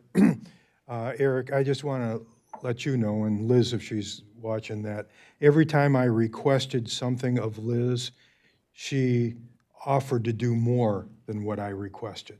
She was always the best resource. As a board, we always saw her smiling face here, offering whatever we needed. So, yeah, this is a good idea. Logan? Thanks for letting me chime in. Over the last 2 years that I've been here, pretty much every report I give a shout out to Liz, basically. That's because, you know, one of the nicknames I have, for better or for worse, is Technology Junior, unfortunately. And that's because of everything Liz has taught me. We work in tandem in almost everything we do, from the website update, ADA compliance, to the technology in this room. And just this morning, she got a call from me a little before 8 saying, please come down here because we need to address this. And we both workshopped it, and we're all the smarter for it and prepared for a situation like that. And I did joke with her that should this pass, that I'll FaceTime her every morning that I have an issue. But I just want to give my typical shout out to Liz because her expertise is invaluable. And so I hope, and I want to advocate for her in this position because I think that's an asset I don't want to see go. Chairman Mott? Yeah, I just want to make a comment that oftentimes when we make, special decisions like this, we often have to consider, are we setting a precedent? But in this instance, I think everyone here, based on what you all, say, I think everyone's in agreement, and most employees here that have used her services would probably agree too, but we hate to lose people like that, so we just, I have the same sentiments as what's been previously said. Thank you. Any other comments, questions? Well, I think the consensus is that while Liz will probably miss her husband, we should keep her here. So, sorry, Liz. But, no, that does beg the question, though. At the time that Liz chooses to retire, or this contract agreement ends, then we will have to train how many people to replace her? That's a very good question. It really depends on what the position evolves into, what parts that we can parse out and move other places. A lot of the position is purchasing and procurement. Maybe there's a future vision or roadmap where we move to a centralized procurement at the county, and part of those roles can move into that. So then we can be more tech-centric in that position going forward. But unknown right now. We're gonna definitely look at that and start dissecting what pieces and parts can move away, even internal staff, and then what that future position will look like. Hopefully we have a year to do that. Okay. One of the things, just to mention, one of the things that Eric and I talked about when I first took this job was succession planning, and you've heard me talk about that with every department. So that's one of the things that we're working on. So in 2 years, Liz was the topic right at the start, and how we were going to manage that position if we didn't have Liz in it. So 2 years, we didn't get to that point, but that is something now that Eric's gonna have to look at and what it means. And like I said, we've talked about technology and the difficulty, the fact that we have contracts and they are remote, going here and going there so many times that we have to start measuring that, and he has to start looking at that for his department. Commissioner Woodry. One more comment. Eric, I would request that we have a Liz key button on our iPads. That would be greatly appreciated. Fair enough. Then to a housekeeping question, will this change your classification at all? It's a great question. I was just going to say, the summary of the motion we would be looking for would, administration's requesting a motion to authorize the Controller's Office and Technology Services to develop a work remote agreement that we would take to the full board next week. It would essentially, she would still be same classification, same position, just working another state. We'll have to figure out the details of taxation and whatnot, because I believe the state doesn't have a reciprocal tax recognition, but they have something. So anyway, we just have some stuff we have to figure out on our end, but it would be a pretty simple agreement. We already have a work from home policy for employees that have that ability on like a one-day basis or what have you. So it would mostly be building on that just to encapsulate what we need to for the out-of-state part. So do we need a motion to send it to the full board with a resolution? Not to the full board, just to this committee, since you deal with personnel matters. But we wanted this, we wanted this managed, since it's the first time we've ever done anything out of state, and it's very unique. And we had a policy, but we don't have a policy that talks about out-of-state remote work. So that's really why we wanted to do it. Obviously, you're going to have departments and employees who are going to look at this. We feel this is unique right now, but it gives you the opportunity to look at other requests that may come up, but you have to actually act on it then. Can I make a motion that we allow Liz to be full-time remote with the Liz key? Do we have support? All right, now, do we need the exact language of that motion right now, or do you have it? Yeah. Well, that's what I want to make sure, that we all understand, we're clear on what we're voting on here. Okay, is this a roll call requirement vote? All right, all those in favor say aye. Aye. Any opposition? All right, well, I'm sure Liz is listening, so there you go, Liz. Thank you. And you'll be here every Friday for the meeting. All right, anything else, Ben? Yes, so next is a bargaining update and approval of some tentative agreements. So we have met with 4 union groups to date.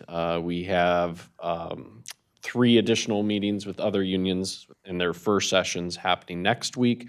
So that's going to be a good pulse by the full board meeting. We'll have met with, 6 out of 7 of our unions. 2 of them have already come to a tentative agreement with the county. That's a animal control, which is represented by the Capital City Labor Program, and then Central Dispatch Non-Supervisory Unit, which is represented by the Police Officers Association of Michigan. These TAs are consistent with the wages for the next 2 years that administration is presenting and negotiating with all of our union groups and proposing for our non-union employees.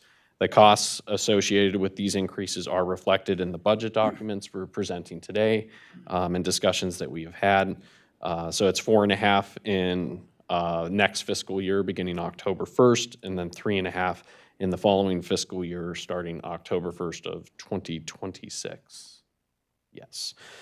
So administration would request a motion to accept the TAs, negotiate with the 2 union groups, and move them with recommendation to the full board next Wednesday.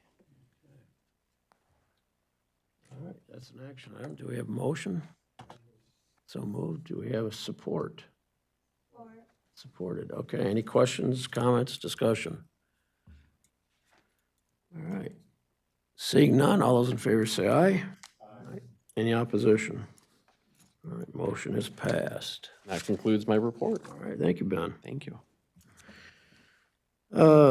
We have a few items to go. Does anybody need to take a break at this point? Nobody's jumping up and down? I wouldn't mind, but that's... You haven't left us here for 3 hours. 2 hours. Right. Do you want to maybe do the fire? Maybe we move up. We have representatives from the fire fire. Let's do that then. And then take a break. Let's do that then. So we're There's jumping to stairs are item what? scaring me. Thanks for your patience.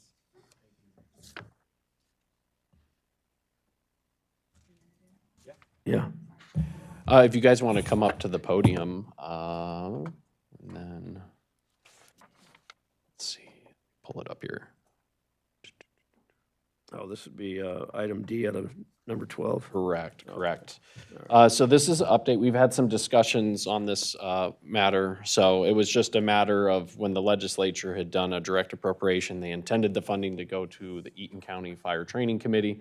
But when the bill was written, they sent it to Eaton County proper. And so what that means is the state is unable legally to release funds to anybody other than who it was appropriated for based on the base language. So this is a resolution.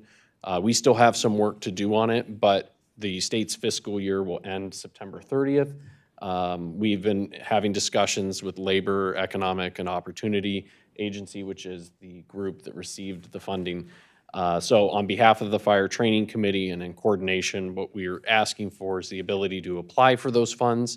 And then we will have, like a couple months, we can develop a memorandum of understanding that works out liability, transfer funds, payment, and reporting requirements. So in this sense, they will be a subrecipient of the county. So the county will apply for the funding, and then that funding will come through the county. From an accounting standpoint, it's our obligation to meet the reporting requirements of it, which is why we want an MOU hashing that out. So we've already started some work. We've had great meetings and engagement with the Fire Training Committee, including they've been able to get some documentation together already that we've been requesting. So this is just a placeholder. For some reason, not that this would happen, if we can't come to terms on an MOU, we're not obligated to the money, right? So, but I don't see that happening.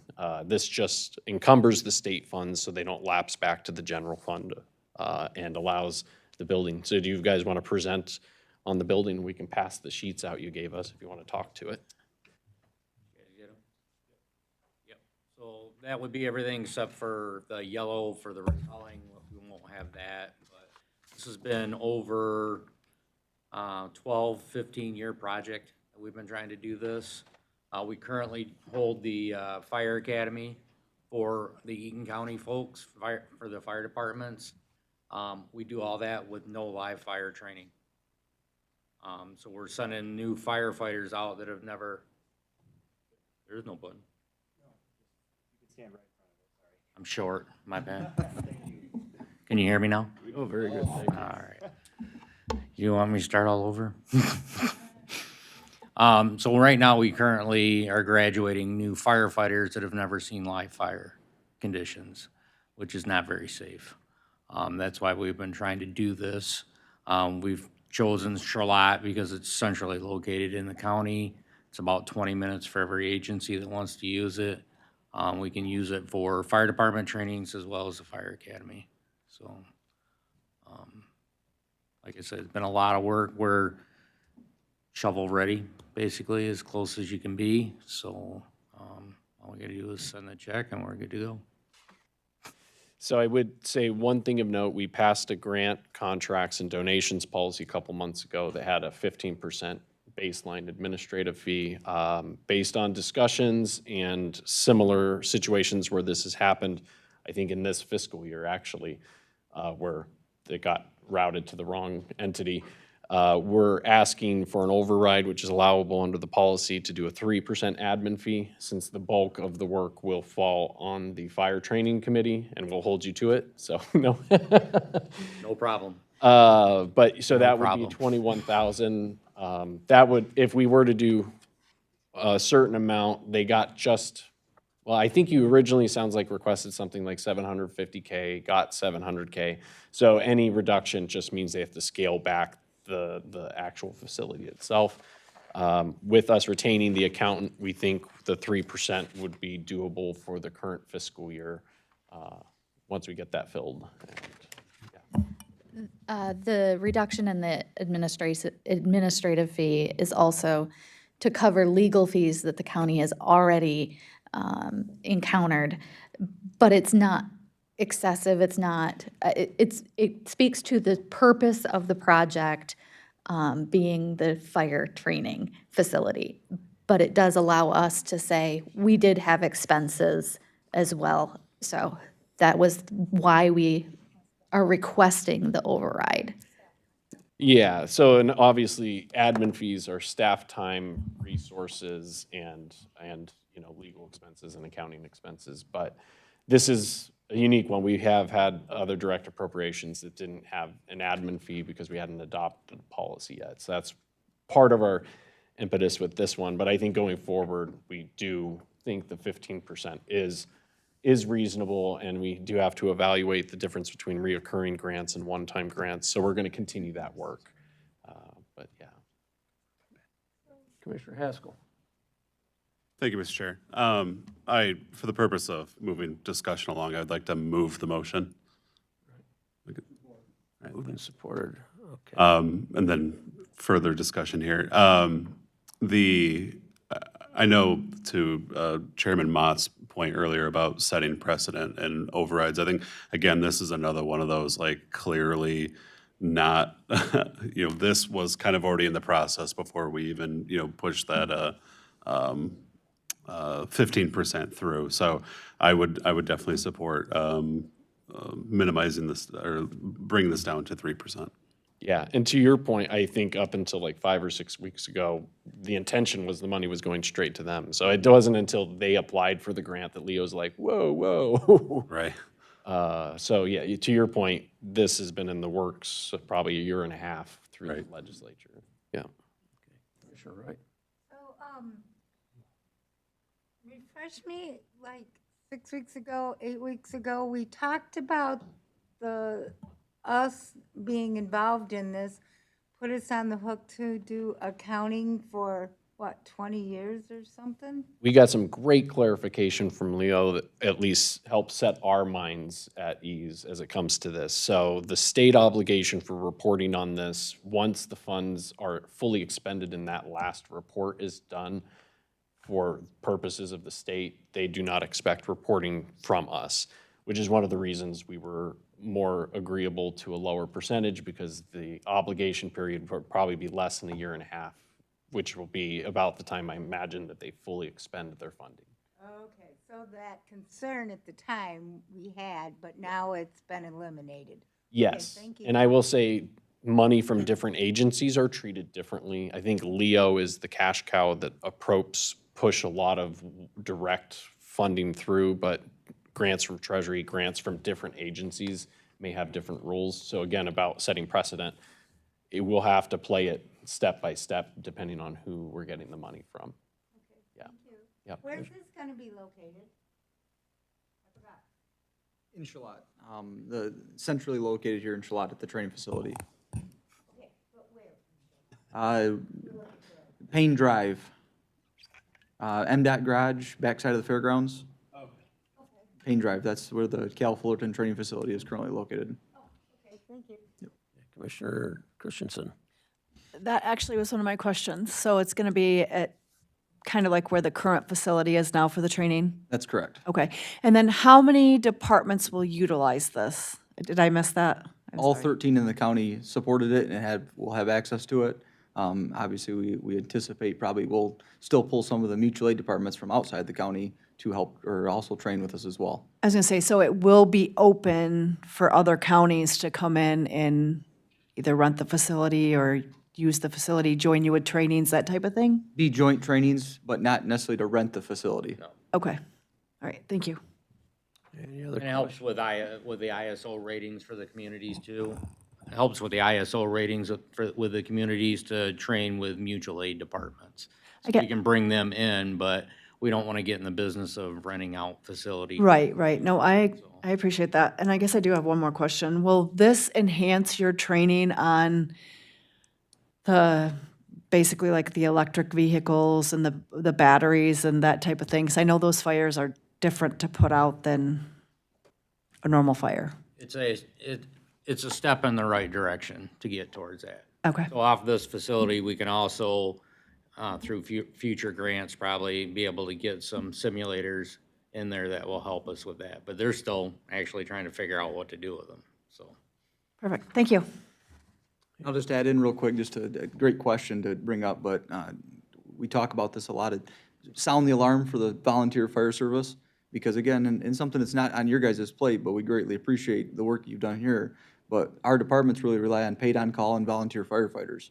So the state's changed rules over the years where we've not been able to acquire a structure, which helped out in both aspects, maybe getting rid of an old dilapidated house and actually get training, but we can't actually put uncertified firefighters into these acquired structures. We have to have this type of a facility. So as Bill said earlier, we're producing firefighters and putting them out in the public to fight fires that have no training. So this is our way to keep them safe, which is pretty much priority on the list. I would Any other just, questions? I'd just like to say that if, you worked on this for how many years? Been over a decade. Yes. So they worked on it for several years. And then in 2024, because I had to look it up, like, what is this happening? In July of 2024, there is a news story that shows exactly what they were going to do. I'd recommend that you go look at it. And they knew that they were awarded the funds to go into the next budget year. So this was quite a shock, and it was a shock to us, but I appreciate all the communication we had in the meetings. It was good, but sorry for the whole shock. And, I mean, I know they didn't want it either. No, and again, we can't thank you guys enough. All right, this just requires an up or down vote to move forward to the full board. So all those in favor say aye. Aye. Any opposition? All right, motion passed. Thank you very much. Thank you. At this time, we will recess until 11 a.m. and we will pick up where we left off.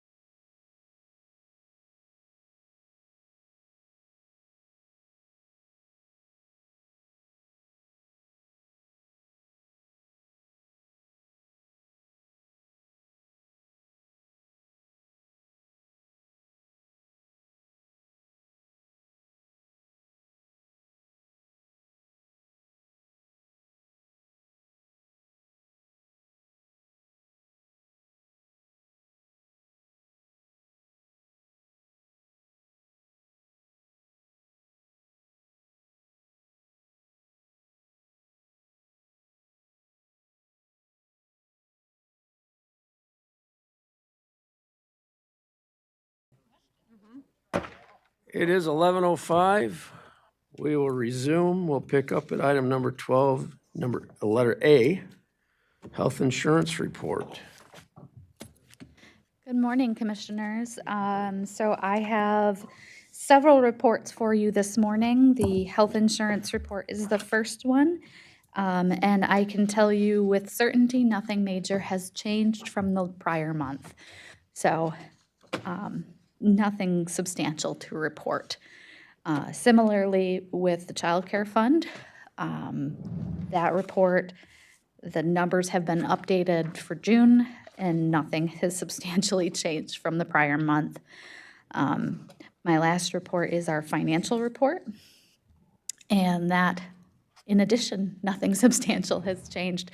So I apologize, I sound like a broken record on that, but we are continuing to move along steadily towards the end of the fiscal year.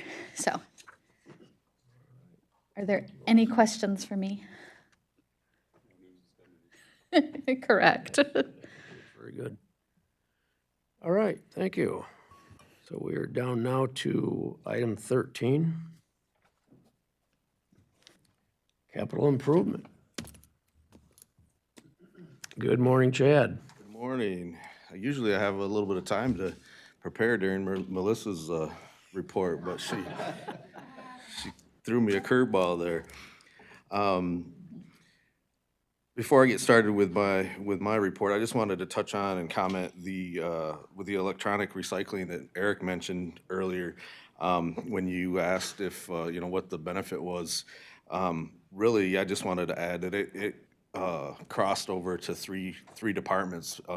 Obviously, technology services handling the most bulk of that, but it also resource recovery, and then also my department, as far as we were housing some of that stuff and storing it in 3 different buildings, and this really streamlines that. So I just wanted to touch on that a little bit. Moving into my monthly report, we are wrapping up our annual preventive maintenance projects. Parking lot striping, we are just about done with that. My grounds team has been working on that the last couple weeks with painting the lines in the parking lots throughout the complex. We have annual roof maintenance projects that we address, try to take a piece of each year, and there's some stuff over at the jail that we have been on a cycle of replacing some of the lighted dormer areas that let in daylight. So that's been in the process. We'll be wrapping that up here this month. Also, our smoke detection upgrades here at the courthouse. All of our smoke detectors are on a life cycle that we've been on an annual basis replacing as many of those as we can. That'll be coming as well. Upcoming fall projects, obviously we've been working on the bonding projects and prioritizing those. I met with an elevator contractor last week. I'm awaiting some preliminary figures as far as cost and then replacement schedule and prioritizing which ones we attack first. So there'll be more to come on that, and I'll be putting those out for bid hopefully later this fall and procuring a contractor to move forward with those as soon as we can. Also, the complex site concrete sidewalks, drive replacements, that's on our radar as well as the first round of these bonding projects. Looking to have those completed before winter as well. So you'll be seeing a lot of stuff going on around here in the next couple months. Then also, we're working on the evidence storage room expansion, which is in the lower level of the sheriff's office. Took some engineering to get through that, and we're ready to get going. Not a huge project, or we're procuring some additional space adjacent to the current evidence storage room, which is bursting at the seams. They need some more space, so working on that. And then in the next month or so, obviously, we've been working with the Controller's Office on lease agreements for our outside agencies. grant funding opportunities that Logan mentioned earlier in his report. And then we are also looking at a purchasing policy, improvements that we've been talking about, updating that as well. Along with the facilities projects and maintenance issues that I've been just talking about, obviously you guys know that I'm involved with parks maintenance and facilities too, and we have a lot going on over there. I know we report to the Public Works Committee, but for those that aren't on that, we have several projects going with the Parks Department.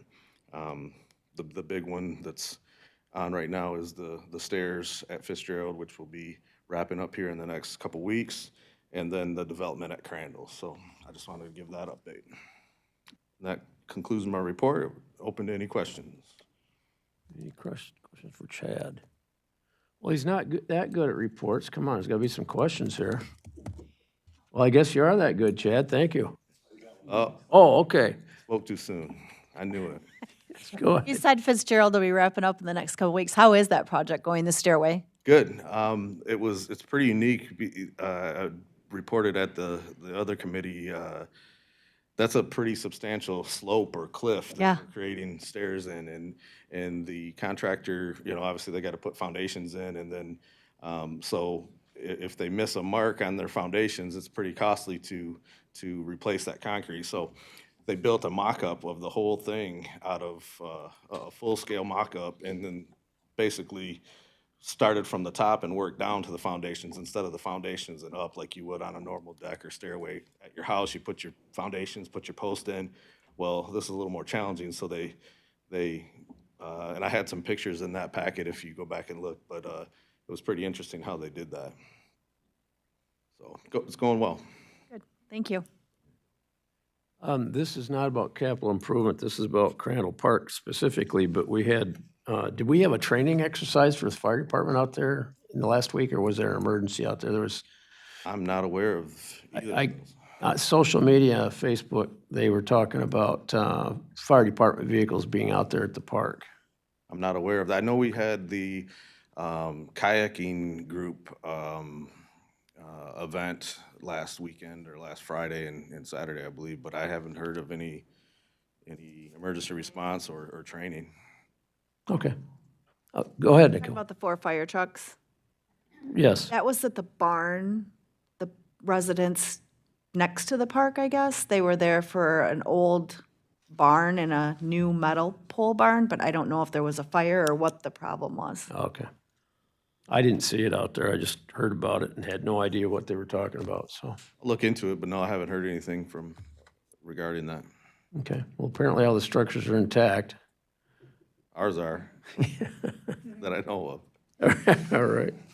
All right. Any other questions for Chad? All right. Thank you, sir. Thank you. Okay, turning the page, item number 14, budget amendments. All right, so the budget amendments this morning. So the very first one at the top is in conjunction with the Fiddler software renewal or changeover for our clerk's office. In order to assist in utilizing the funds for the state, to leverage those, we are requesting that the software be capitalized this fiscal year, so this is going to be an increase to our revenues and our expenses, luckily the same cost. So it will not be any cash out the door for this, it's just acknowledgement that this project is proceeding prior to the grant funds. So the next one is for the election costs for the May election. The final bills have actually been received by the clerk's office, so we are able to quantify exactly how much did the election cost the county. Then the last one is the Register of Deeds office. There was a change in one of the employees' health insurance. Normally, this is not something that would require a budget amendment to come before you because many departments have enough other changes that happen throughout the year that there's budgetary savings. However, that is not the case with this department. It is a very small department, so any health insurance changes make a big impact. So, are there any questions? I don't see any. So we need a motion to approve these budget amendments. Okay. Moved and supported. Any further discussion, questions, comments? Seeing none, all those in favor say aye. Aye. Any opposition? Motion is carried. Thank you, Melissa. Anything else? No, nothing more on budget amendments. Okay. Onward to item number 15, policy updates. Is that Connie or Ben? So we've talked at length about policies and the need to either create new policies or amend our existing policies that date back to 1992 in some cases and 1997 in several cases. So we've been talking about this. Our priority is a purchasing policy. We had passed through fund balance, grant policy, and the delinquent tax fund policy. But the purchasing policy we want to have done by September 17th due to, again, it's another audit change that was made that in order for us to capitalize at a different value, we need to have that in our policy. So we want to get the purchasing policy done, not just for that, because it's really outdated, and we want to ensure that departments, especially with our budgetary issues, are following the best procedures and guidelines to go forward. So what we asked Chair Mott was to form a committee, which it's short-term right now, but to form not a committee, a work group that would get together and discuss the policies. So not just purchasing, but any other policies. And Chairman Mott agreed to that, and I don't know if you want to talk about who is on the work group or me? You're on it. No, I'm staff on it. Well, it was recently introduced to me as well, so this is an ask, I'm sure. Your mic's not on, sorry. My face is still here, so I know it. So obviously, Commissioner Haskell should be on it because he's expertise in this. So we'll probably work around, your schedule. I don't know if Commissioner. We had talked about Ways and Means, Yep. Chair. And then Commissioner Peak. Yeah, that was the discussion that we He asked had. to be on it as well. So I guess we'll just have to, probably your two schedules are probably the toughest to work around. So we'll just work around that. So, and I think sometime in the next couple of weeks. Yeah, if we were able, it'd be great to maybe meet next week before the full board and then have another one. We do have a draft that we put together, but we still want to have discussions and feedback on that. And then another one before either next Ways or before the full board. But so I think if we get two in, we're probably there. I'm looking at Claudine and Logan because they've spent a lot of time putting the policy together for us and kind of pulling the notes from the last time we discussed it, plus looking at comparable purchasing policies from other communities. And we would bring, just like we did the last time we met to go over policies, bring Chad, obviously, and Eric Daly into it to get their perspective and make sure that it's something that they can follow or to add additional guidelines that have been concerning over the years for them. So mark your calendars when we tell you you have to be there. And just to clarify, work group meetings are not required to be part of the Open Meetings Act, correct? It's just planning to get something to you. Rather than to have staff do it, we wanted to make sure that you had members that could actually talk to it and express to other commissioners during the meeting why we went in that direction. It's not just staff's recommendations, kind of like how we did the financial stability work group, parks work group, every other work group. It's an excellent way to hone down on a specific topic and then make those give those recommendations and findings to the board or committee. Commissioner Haskell. So Ben, you said you wanted to have one before board meeting next week? If that would work. So I can get with you afterwards and look at scheduling and times, so. So the only thing I'd request if we're doing that, because that's Monday or Tuesday. Or right? Wednesday. like Or literally Wednesday the day before of the the meeting. board meeting. If whatever draft you guys have that you kind of like, if we could get that soon, Yeah, that'd be cool. Thank you. yep. Okay, any other questions, comments? Okay, we're just going to go ahead and form that, so that requires no action. Anything else? Not at this time. Working on, we'll probably, before the end of the fiscal year, want to get you the use of fund balance that's over the 10% threshold. And initially, you adopted the 10% because we didn't know where we were at budgetarily, so that would be an opportunity for you all to determine. Originally, the policy was a 15%, and we adopted the 10 because didn't know where we were at. But anything that's over that level should go towards prioritization, whether it's MERS, retirees' health, capital improvement. So we'll probably bring those other pieces so you can adopt how to use money above the 10% if there's a general fund over that level. All righty. Moving forward to item number 16, committee appointments. Who's taking care of that one? Actually, Claudine. Claudine? Thank you. You thought you could hide back there? There isn't any action that needs taken on them. The bylaws state that you will get a list of the committee appointments that are expiring for the year. So this is just to provide you with the list, and then next month, you can direct us to contact those people and to notice it if you'd like. But it's informational only at this point. Okay. All right, thank you. Item number 17, miscellaneous. We have no miscellaneous. Oh, we have a question from Commissioner Christensen.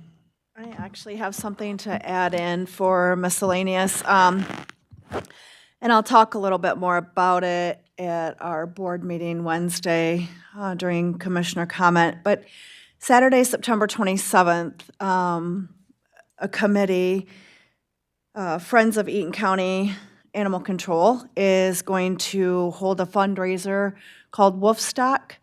It will be downtown Charlotte on the courthouse lawn.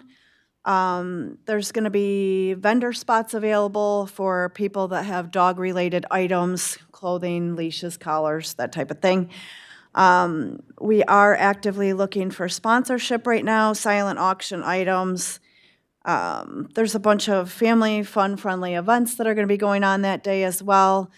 It goes from 10 to 4. We are currently, it's not set in stone, but we're working on a bark and brew tent that would go from 4 p.m. to 10 p.m. with music and adult beverages. Would still remain family-friendly. So yeah, that's what I have right now.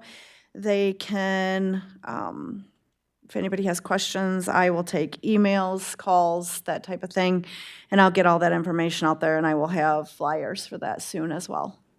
And this event will have a social media presence, I'm assuming? What's that? I'm sorry. You'll put this out on social media? I will. Okay. I will. And as I said, it will go to, someone had said, well, animal control is closing. Well, it's closing to a degree.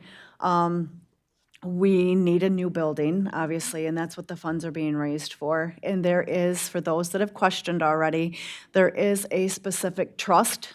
I did talk to Connie and Ben about this. So any funds raised will go in Animal Control's trust fund. It will not be going into, how do I say, like the general fund or road patrol or sheriff's department, that type of thing. It will go in directly to Animal Control. So. All right, very good, thank you. Any questions for Commissioner Christensen?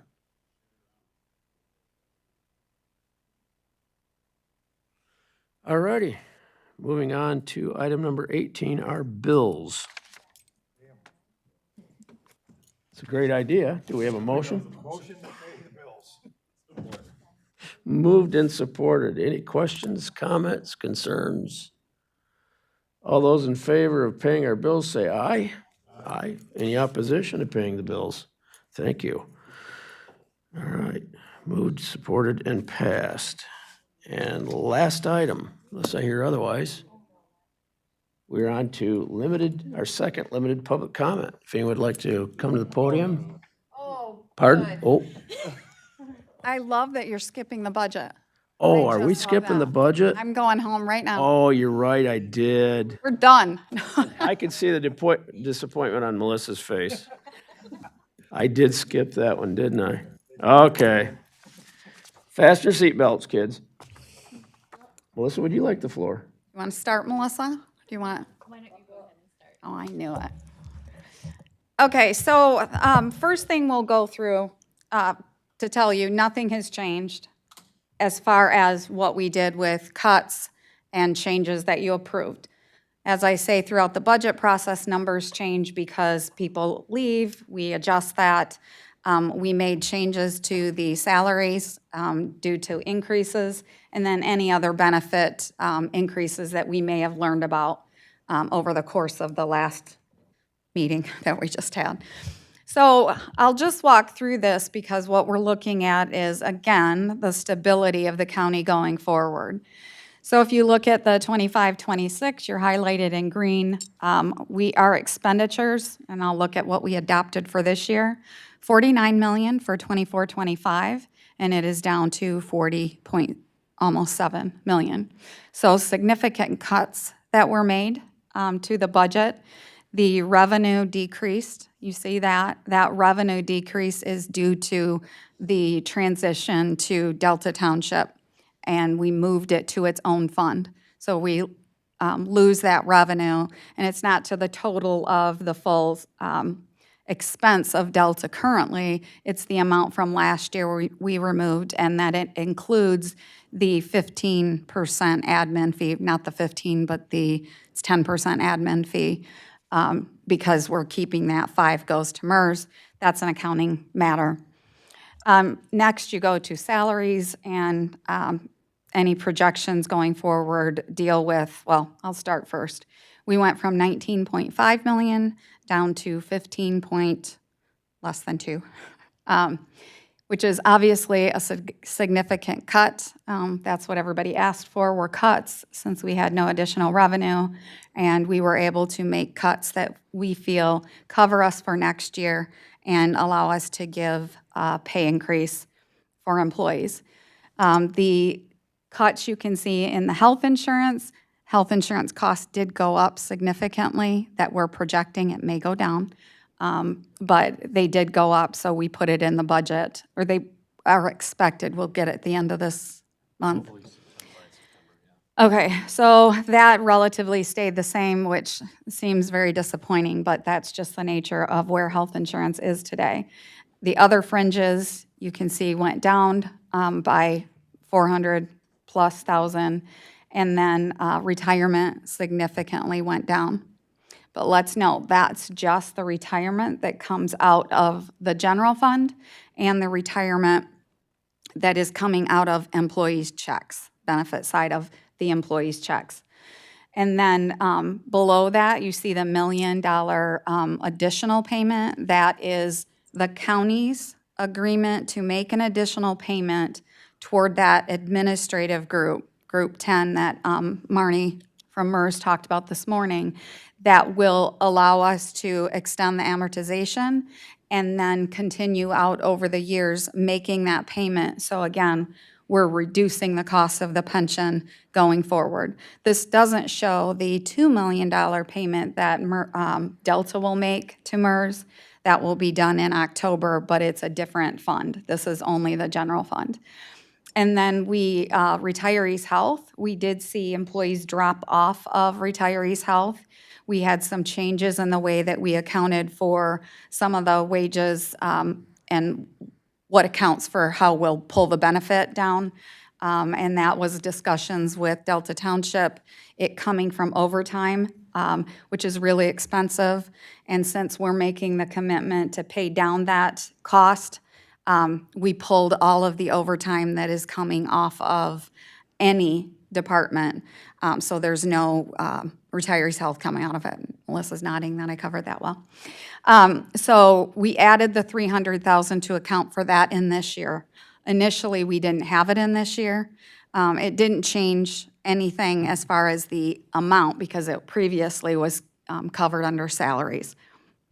But then we carry that out up to 500 next year, and then carrying it out just with a 15% increase, so that we're again funding that retirees' health and not having to revisit this in the future. And the regular retirees' health payment that you see coming out of the general fund right there is the 1.47. That's just what comes out of the remaining employees that we're paying into it for.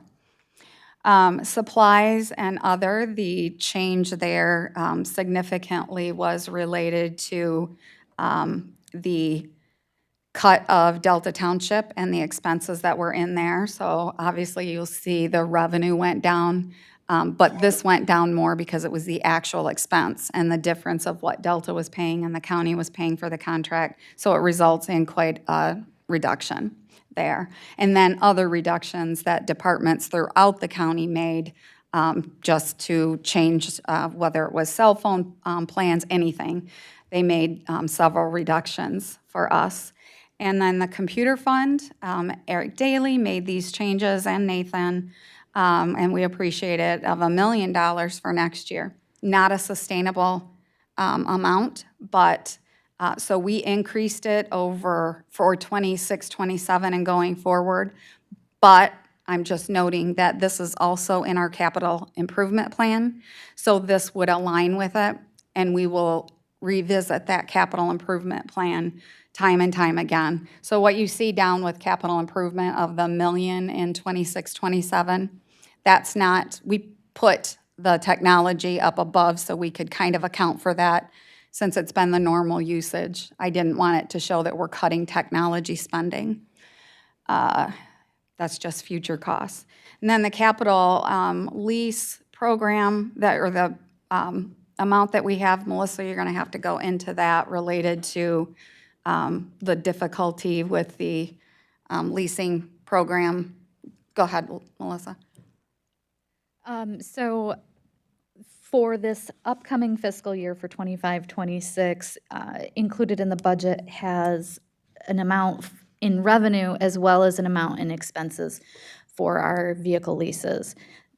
I have frustrations with turnover of vehicles with our enterprise program. We've been doing it for many years, and it has saved the county substantial money. However, right now, it's also costing us a substantial amount of time to account for these expenses. We had originally done it to save on cash flows. However, that is, because of the size of our fleet, has made it very expensive on a monthly basis to continue leasing these vehicles. So going into the future for 26, 27, my recommendation is that we don't continue to do any leases for the future years. That is why that receipt or the revenue has been removed from the budget projections. However, the expenses continue to stay in the budget because we will need to turn over capital. So that will end up being a one-time cost in the years that follow for turnover of our vehicles. We just won't see any revenue.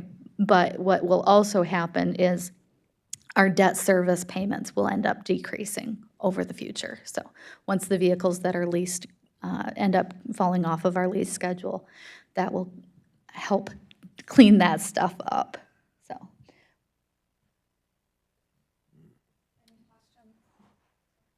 Commissioner Haskell. So if we're not leasing, we're purchasing, correct?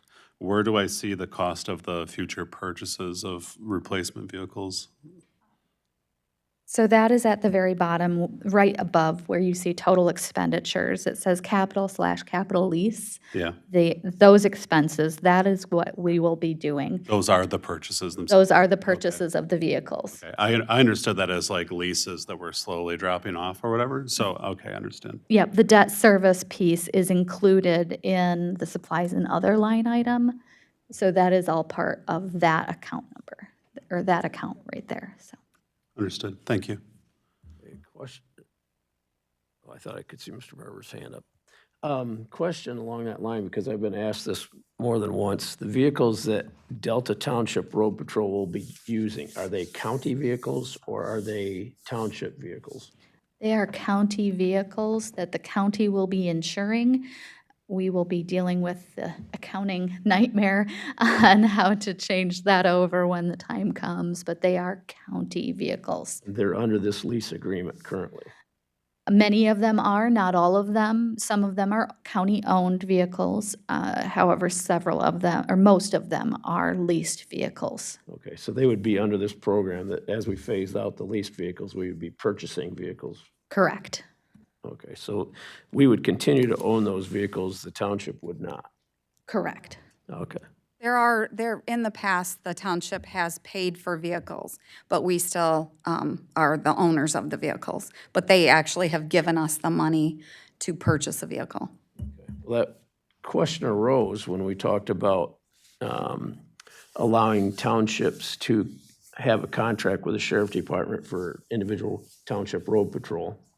And part of the cost of the road patrol in itself, and which we don't have a number yet, just want to emphasize that, we do not have that number yet, but whether the county would be paying for the vehicles and then we'd reflect that somehow in a contractual agreement with the townships, or how that would work out. So anyway, that was just for information. That hopefully it'll alleviate some of the questions. It'll probably raise more, but anyway.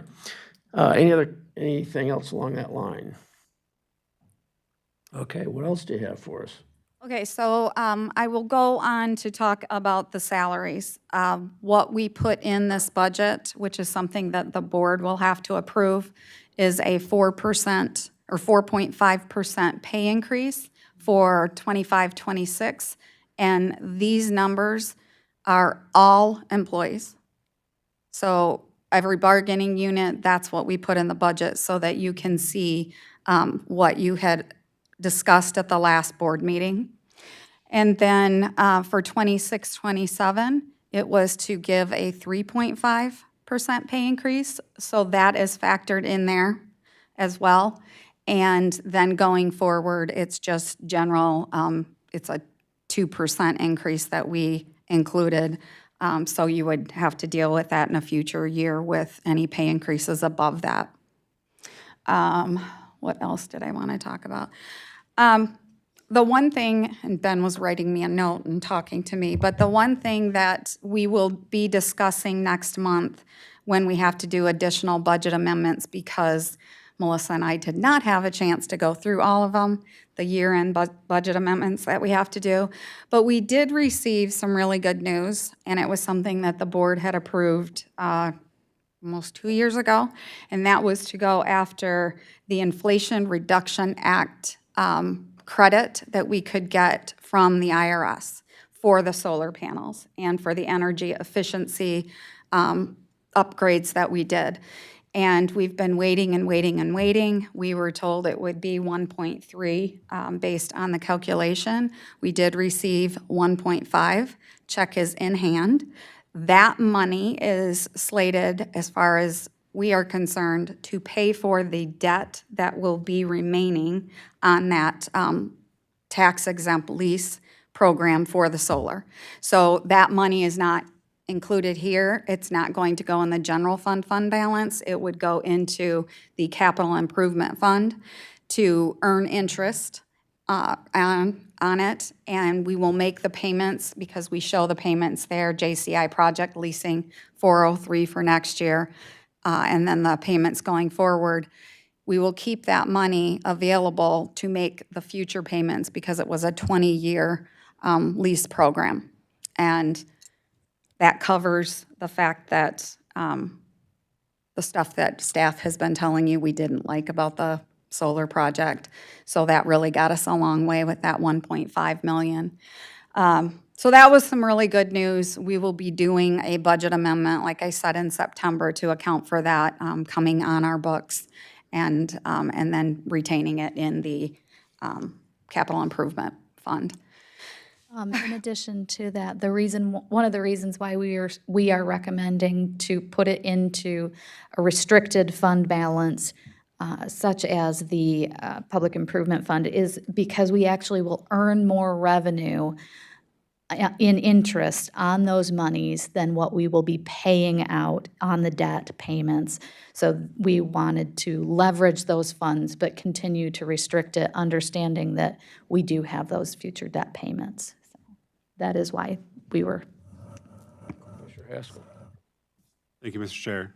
So the Reflation Act money that's coming in, that is going to go, we won't see that here, but did you say that was going to pay down part of the JCI project leasing financing line here? Yes, so what we have included through 2930, Yeah. we're showing it as a general fund contribution. So we want to save that money to pay future years so we can see that decline. Okay. So should we be reflecting the full amounts of the JCI lease financing on this list, though, if it's going to be paid for out of non-general fund monies?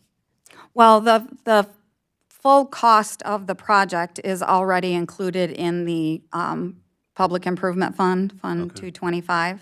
So as far as the general fund commitment, which is how the program was started, it was supposed to be savings from energy savings, and then the debt would be paid for with those savings. Like we said, the debt is more than what the savings are for the program. So moving it to the other fund and not having it hit the general fund ensures that that's what you're using it for. So I don't know if that answered the question.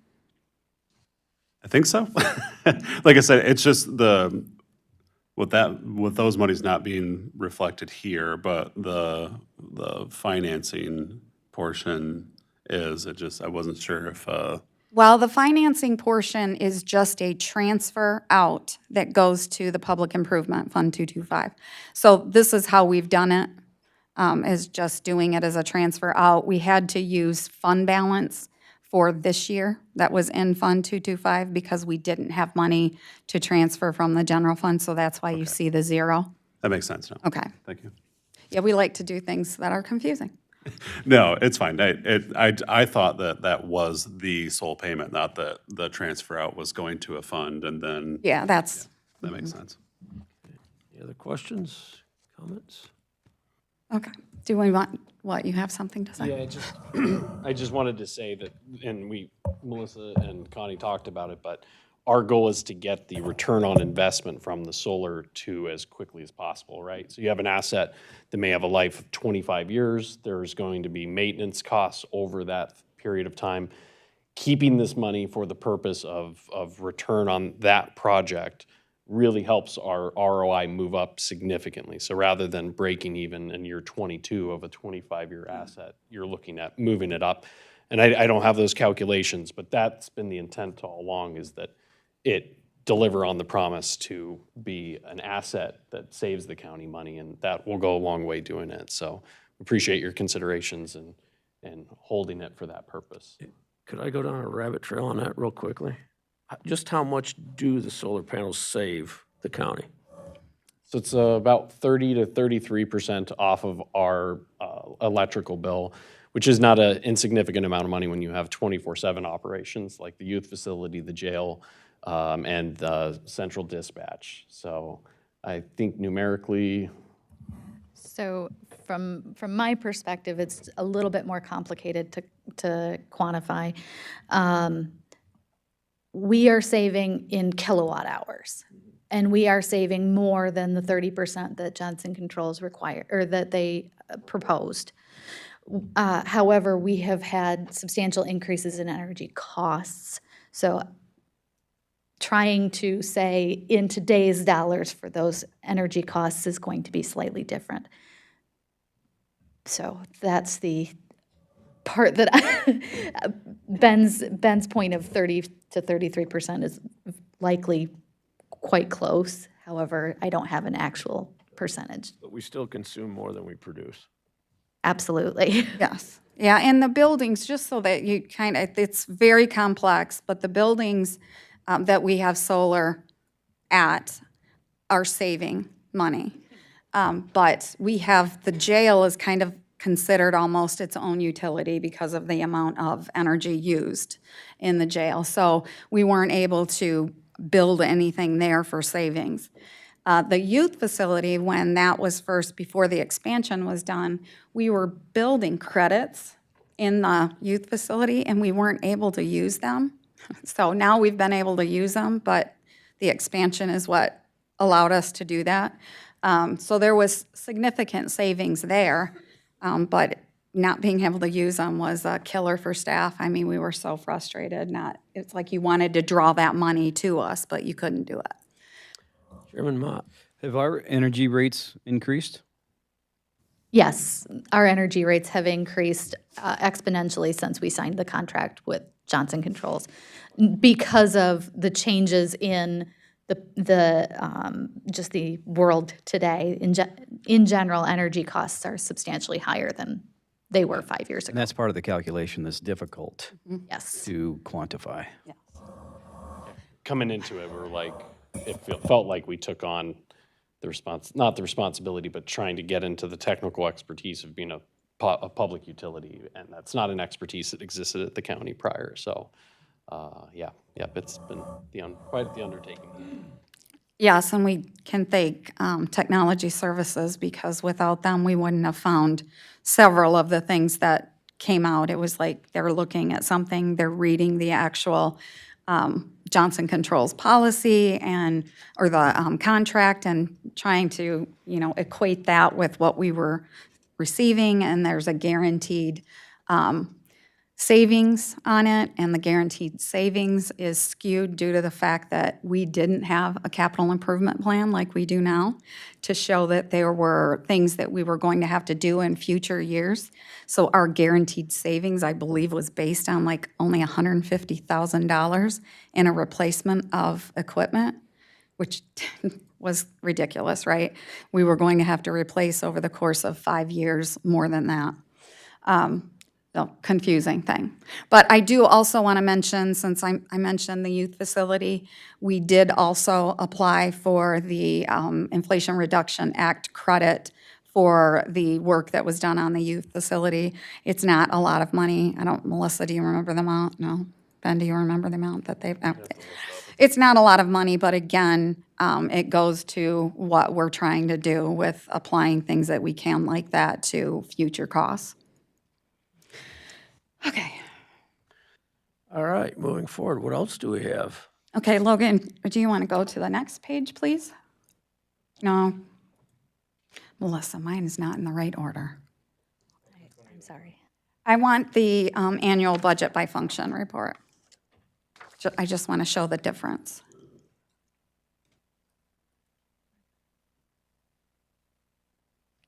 Keep going. Keep going. You want to give me the mouse? Is it not in there? It's after the position allocation list, I think. Never mind. Go back to the position allocation list, the start of that, or the Appropriation Act. Okay. In the part of the requirement of the budget is you have to have a General Appropriation Act and the summary of what your budget is made up of. So you can see here that just like you saw on that multi-year projection, this will be part of the resolution where you approve the budget. So we show 42.7 in revenue and the 40.7 in expenditures. I'm going to tell you that since I have been here, this is the first time I've ever seen a budget that looks like this. So Melissa and I had lengthy discussions. We were here till 11:45 last night. And I'm like, this is crazy. Because usually you have a balanced budget, so it's going to be zero. And that's what it will be. But to do that, we would show a negative in the fund balance carryover, which means that it's an increase in your fund balance, which is exactly what all these cuts were intended to do so that we can stabilize our fund balance going forward. So I just want to say that I'm very excited about that because I have never seen that in the history that I've been here. So that's pretty significant. Go to the next page, please. Okay, so this is the summary of all of the special revenue funds. And if you compare last year to this year, which we didn't put in there, you will see there's Fund 218. Well, there's Fund 216 and Fund 218.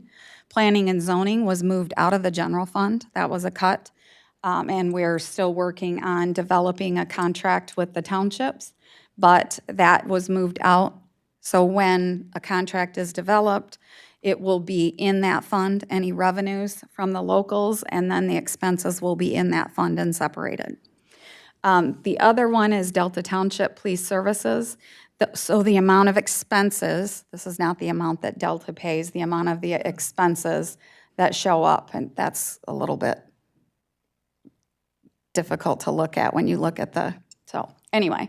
So that has been pulled out, and the other piece that was pulled out is Fund, oh, we didn't put that on here, did we? Fund 270? Oh, you changed it. Confusing me. Okay, so Fund 289 was the STOP grant that, it's the domestic violence grant that the prosecutor applied for. And when he did that, again, he followed the grant policy, put in the amount of money that's required with the grant policy, and there were matching funds, and he covered all of those with in-kind. So there was no county out-of-pocket. What we moved into there right as of right now is $136,000. That is the cost of the prosecuting attorney.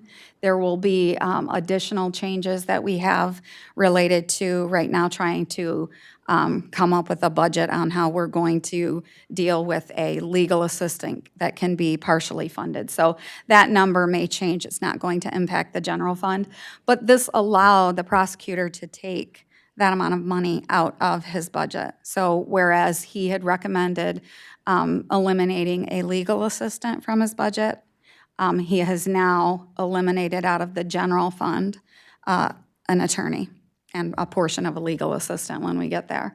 So that's really obviously good news for us to see. The other area where something like that occurred is in relationship to the child care fund. There were three, Melissa, juvenile probation officers that we moved this budget year so we could leverage the funds. So the court made a reduction. It ends up being a 0.75 reduction of 3 juvenile probation officers and 1 juvenile deputy register. And those went to the child care fund, and the child care, the state will pay and reimburse us for 75%. So that's a significant general fund reduction, and that was part of the court's proposal in budgeting. So when you see like a reduction in the court's information, this is in there right now, but it doesn't show up on the position changes because it's just a flow from one to another. Okay. Go to the next page. So in the next section we have is our debt service funds. So you can see that drain debt is now at $11.2 million this is not county funds. This is the debt that the county is obligated to pay out of the assessments that come in, but that's gone up quite a bit, obviously. That will be one of the budget amendments that we have to make because part of some of the debt that we had to pay this year, we did not have accounted for with the proceeds that came in for the bank intercounty, so we'll do that. It's an in and out budget amendment. So you're looking at a total 25-26 budget of about $93 million. Significant, but a lot of cuts were made, and I don't remember, Melissa, we were going to look what it was last year for the Appropriation Act. You don't have to. Logan, can you move down? Next page. Okay, so this is the position allocation list. This is where you have to approve the positions that are allocated throughout the county. You can just kind of quickly scroll through it, Logan, if you don't mind. Keep going. Keep going. So the public and commissioners, please take a look at this. You can compare to last year, but what we do is take what was adopted 24-25, any changes that were made during this year, and then the changes that were made for next budget year. Can you just scroll so you can see the total? Oh, it doesn't, the total's not on the bottom. So we, yeah, so not yet, go back. I'm so sorry. That's why I should have the mouse. Logan hates me. I know. So 417 positions we started, you allocated for the beginning of the budget year with the Parks millage. We added a foreman, Parks groundskeeper foreman position, so it went up to 418.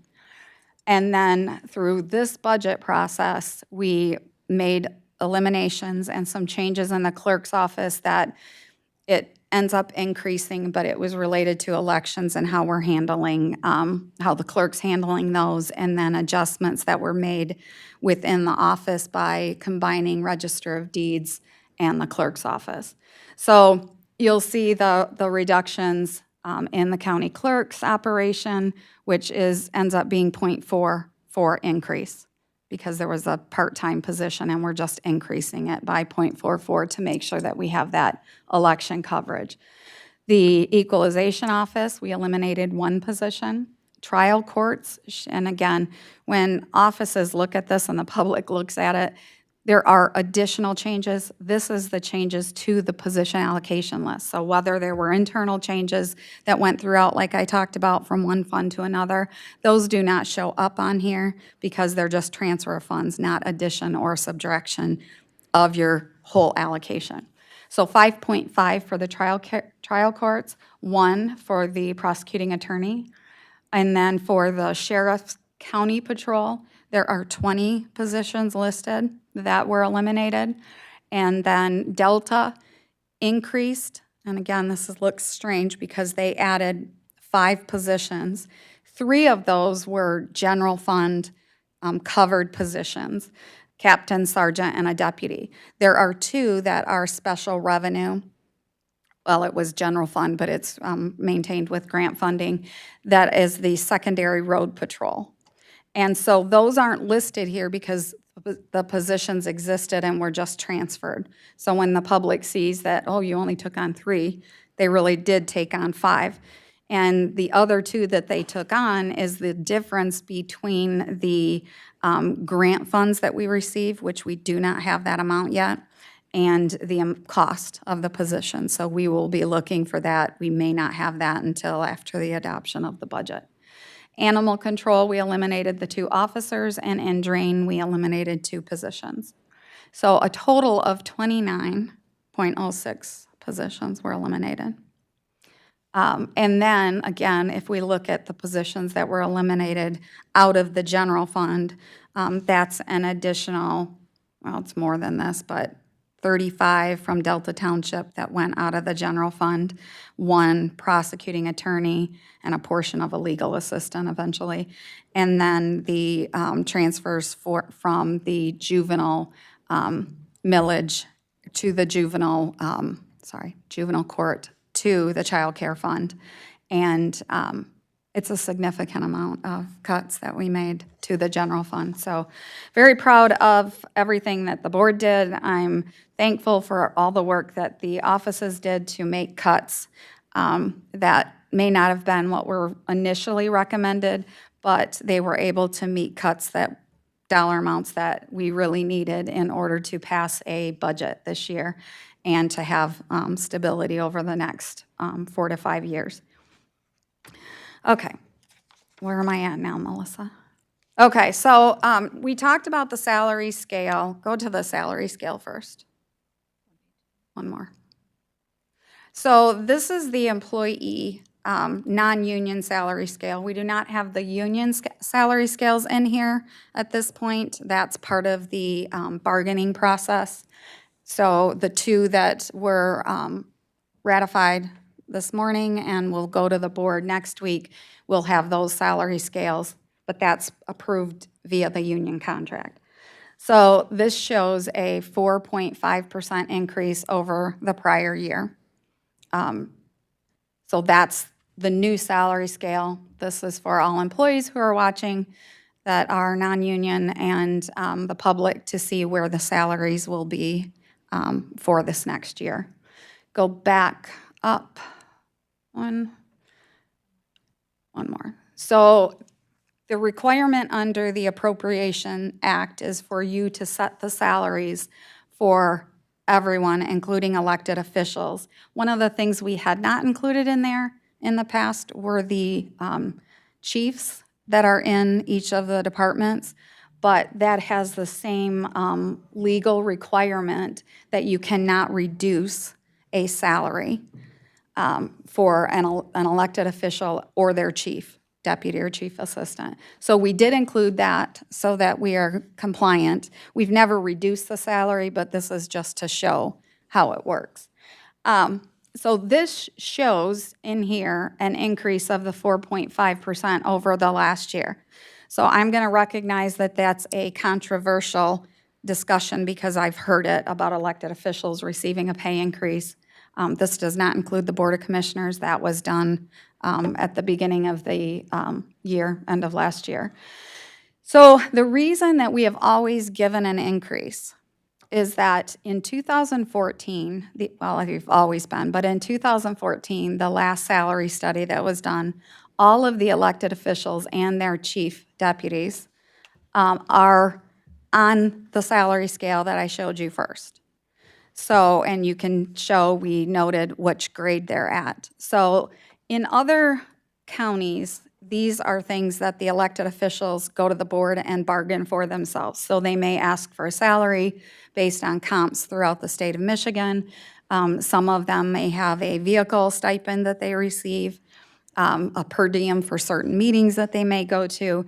It varies throughout the counties. So we have always maintained that they are in our salary structure, and we haven't had a situation come up where that's been changed over the course of, well, the time that I've been here. They've been on a salary scale. So we made notes on there that there were, the chief deputy clerk and register of deeds is on the scale right now, so we couldn't reduce the wage that's there. We just didn't put it in here because we don't want to do it without the reclassification process to go through. So that's not noted, but there's a note on the bottom indicating that it is pending the reclassification, which is where it would be set. And then the other note that was made was related to the drain commissioner. The drain commissioner has positions that are set up that he could then select a chief or a deputy drain commissioner. So it doesn't matter which position it would be in the office. He could appoint anyone as his deputy. But then what was agreed upon with our consultant was a two-step or two-grade increase for the deputy, because it's unique in terms of it's not an assignment of responsibilities. Like, obviously, the undersheriff has specific assignments. The clerk register of deeds is specific, and the chief assistant prosecuting attorney specific, right? It's not like they have a job and then they're the appointed. So we made that note. And again, I will say in 2014, the most recent study, they were included on here. So our recommendation as administration is to maintain what we've always done, keep them on our scale, and that includes the 4.5% pay increase. I know that was very long, but I also know that there have been discussions related to this.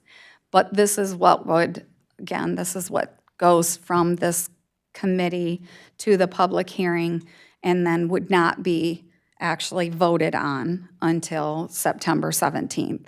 And additional action can be taken at the Ways and Means Committee in September. So the only thing that in terms of what we're changing or putting to the public hearing would be if you wanted us to make any modifications. And Melissa and I would appreciate if we just wait until we get, it can be discussed however, so that we don't have to modify what's in the actual budget recommendation go into public hearing. The public will see this and the public can comment on it.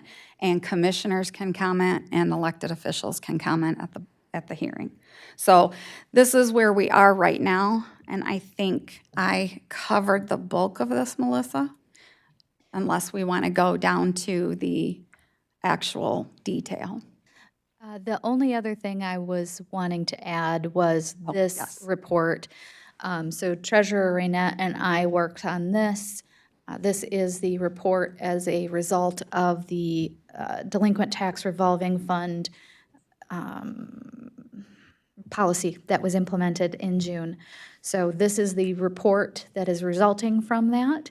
And as you can see, with concurrence with the treasurer, we are recommending a transfer from the delinquent tax revolving fund of $1 million. But I just wanted to note and highlight that this report has actually been submitted and will be going to the Board of Commissioners this month as well, so that will be included there, but I wanted to make sure that you were aware as committee members that this has been completed. So I do also have to say thank you, Treasurer Rainette, for your work on this.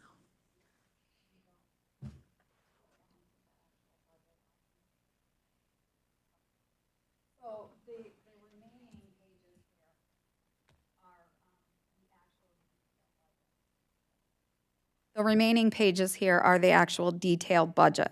So this is where you still as a board and the public can go through and look at everything where it is today and comment on whether or not you think the amount is sufficient or the amount should be reduced further. This is what we do every year. This is what will be in the public hearing document and available to the public as well as available to all of you online.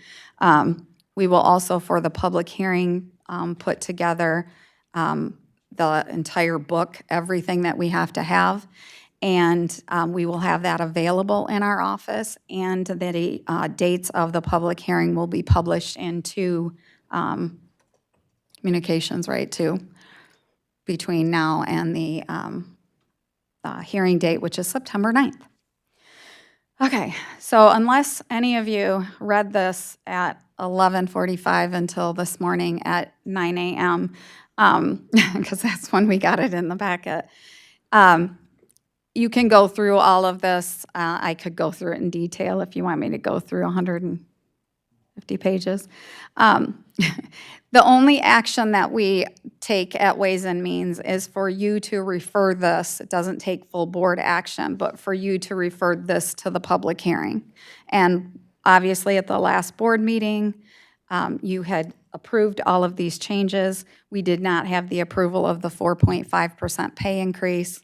But again, any changes to this can be done at the next Ways and Means and the September board meeting, and any other board meeting you may call. So we just ask that you move this to the public hearing, so that's what the public will see.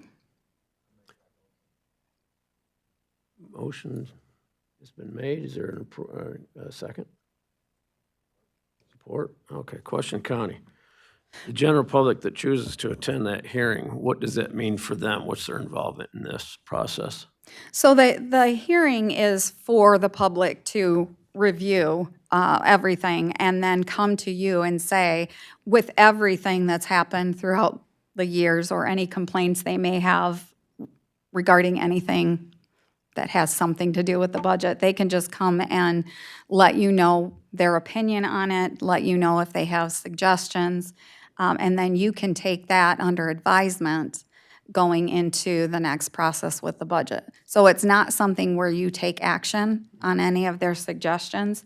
It's just a hearing allowing them, it is specifically for the public, for them to comment. So commissioners can comment as part of the public in that process, but it's not for you to engage. It's a hearing. It is not question and answer, but you would go back and look at things based on what they said, and you can have staff run scenarios so that we would be prepared for that for the next Ways and Means Committee meeting. Okay, so there will be no decision made on the budget at that hearing? Correct. Okay, thank you. Any other questions for Connie? Yes, Chairman Mott. Yeah, I just want to clarify for the public, because you mentioned on the page with elected officials that the county commissioners were not on that page. You mentioned talk of increases and stuff like that, and that was done, as far as the county commissioners were done a year ago. December. I just want to clarify, there were no increases Correct. in salary for the county commissioners. And then the other thing that is not on here are the judges. We could put them on here, but that is all state funded, so there's, no sense in including that. We don't set the salaries. Commissioner Haskell. Yeah, in fact, Commissioner Pro-Wright just let me know that, the last time the commissioner pay raise was 1987, which is the year I was born. Well, and then it was actually reduced in 2008, which was illegal, but we did not have a commissioner complain. So then when it was reset the next year and not increased, it was then legal, so, yeah. That's how it worked that year, so no one sued. And don't expect a birthday present. Okay, any other comments, questions? All right. I would just, if you want to do a vote on that. Moving to the public hearing. Yeah, it was moved and second, but no vote. Yeah, so are no other comments or questions? All those in favor of moving this forward to the public hearing, say aye. Any opposition? All right, thank you. I just say one thing, we're not there yet, but we're very close, obviously. So I appreciate everything that all of our offices did. I appreciate the fact that employees have been, I won't say patient, they've been waiting to know what's going to happen. The positions, and I could have said this before, the positions that were eliminated were all vacant positions except for one, and that was in the sheriff's office. The crime analyst position still has somebody in it, but the sheriff will place that individual, unless they find a different job, but place that individual in another position within the sheriff's office. So every cut that was made does not, no layoffs will occur from the cut. So I think that's pretty significant to say for the employees that are existing right now, but it's sad because all of those positions are vacant and it's been stressing out all of the other employees that are filling in those gaps.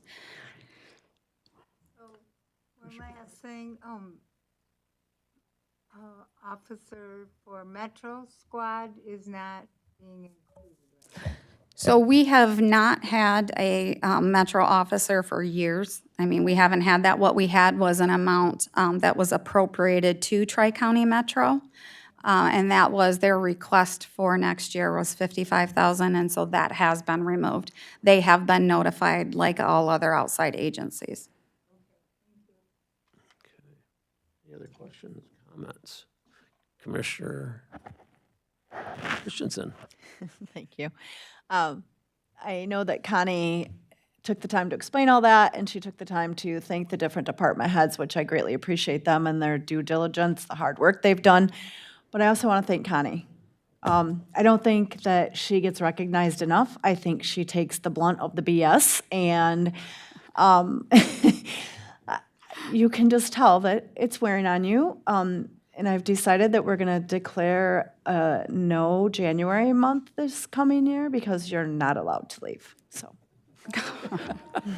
Oh, yeah, that's another topic of discussion then. Exactly, so That that's you'll why have we're to not going to have have a soon. January next year. Yeah, yeah. Get some white out on the contract. There you go. That's all it'll take.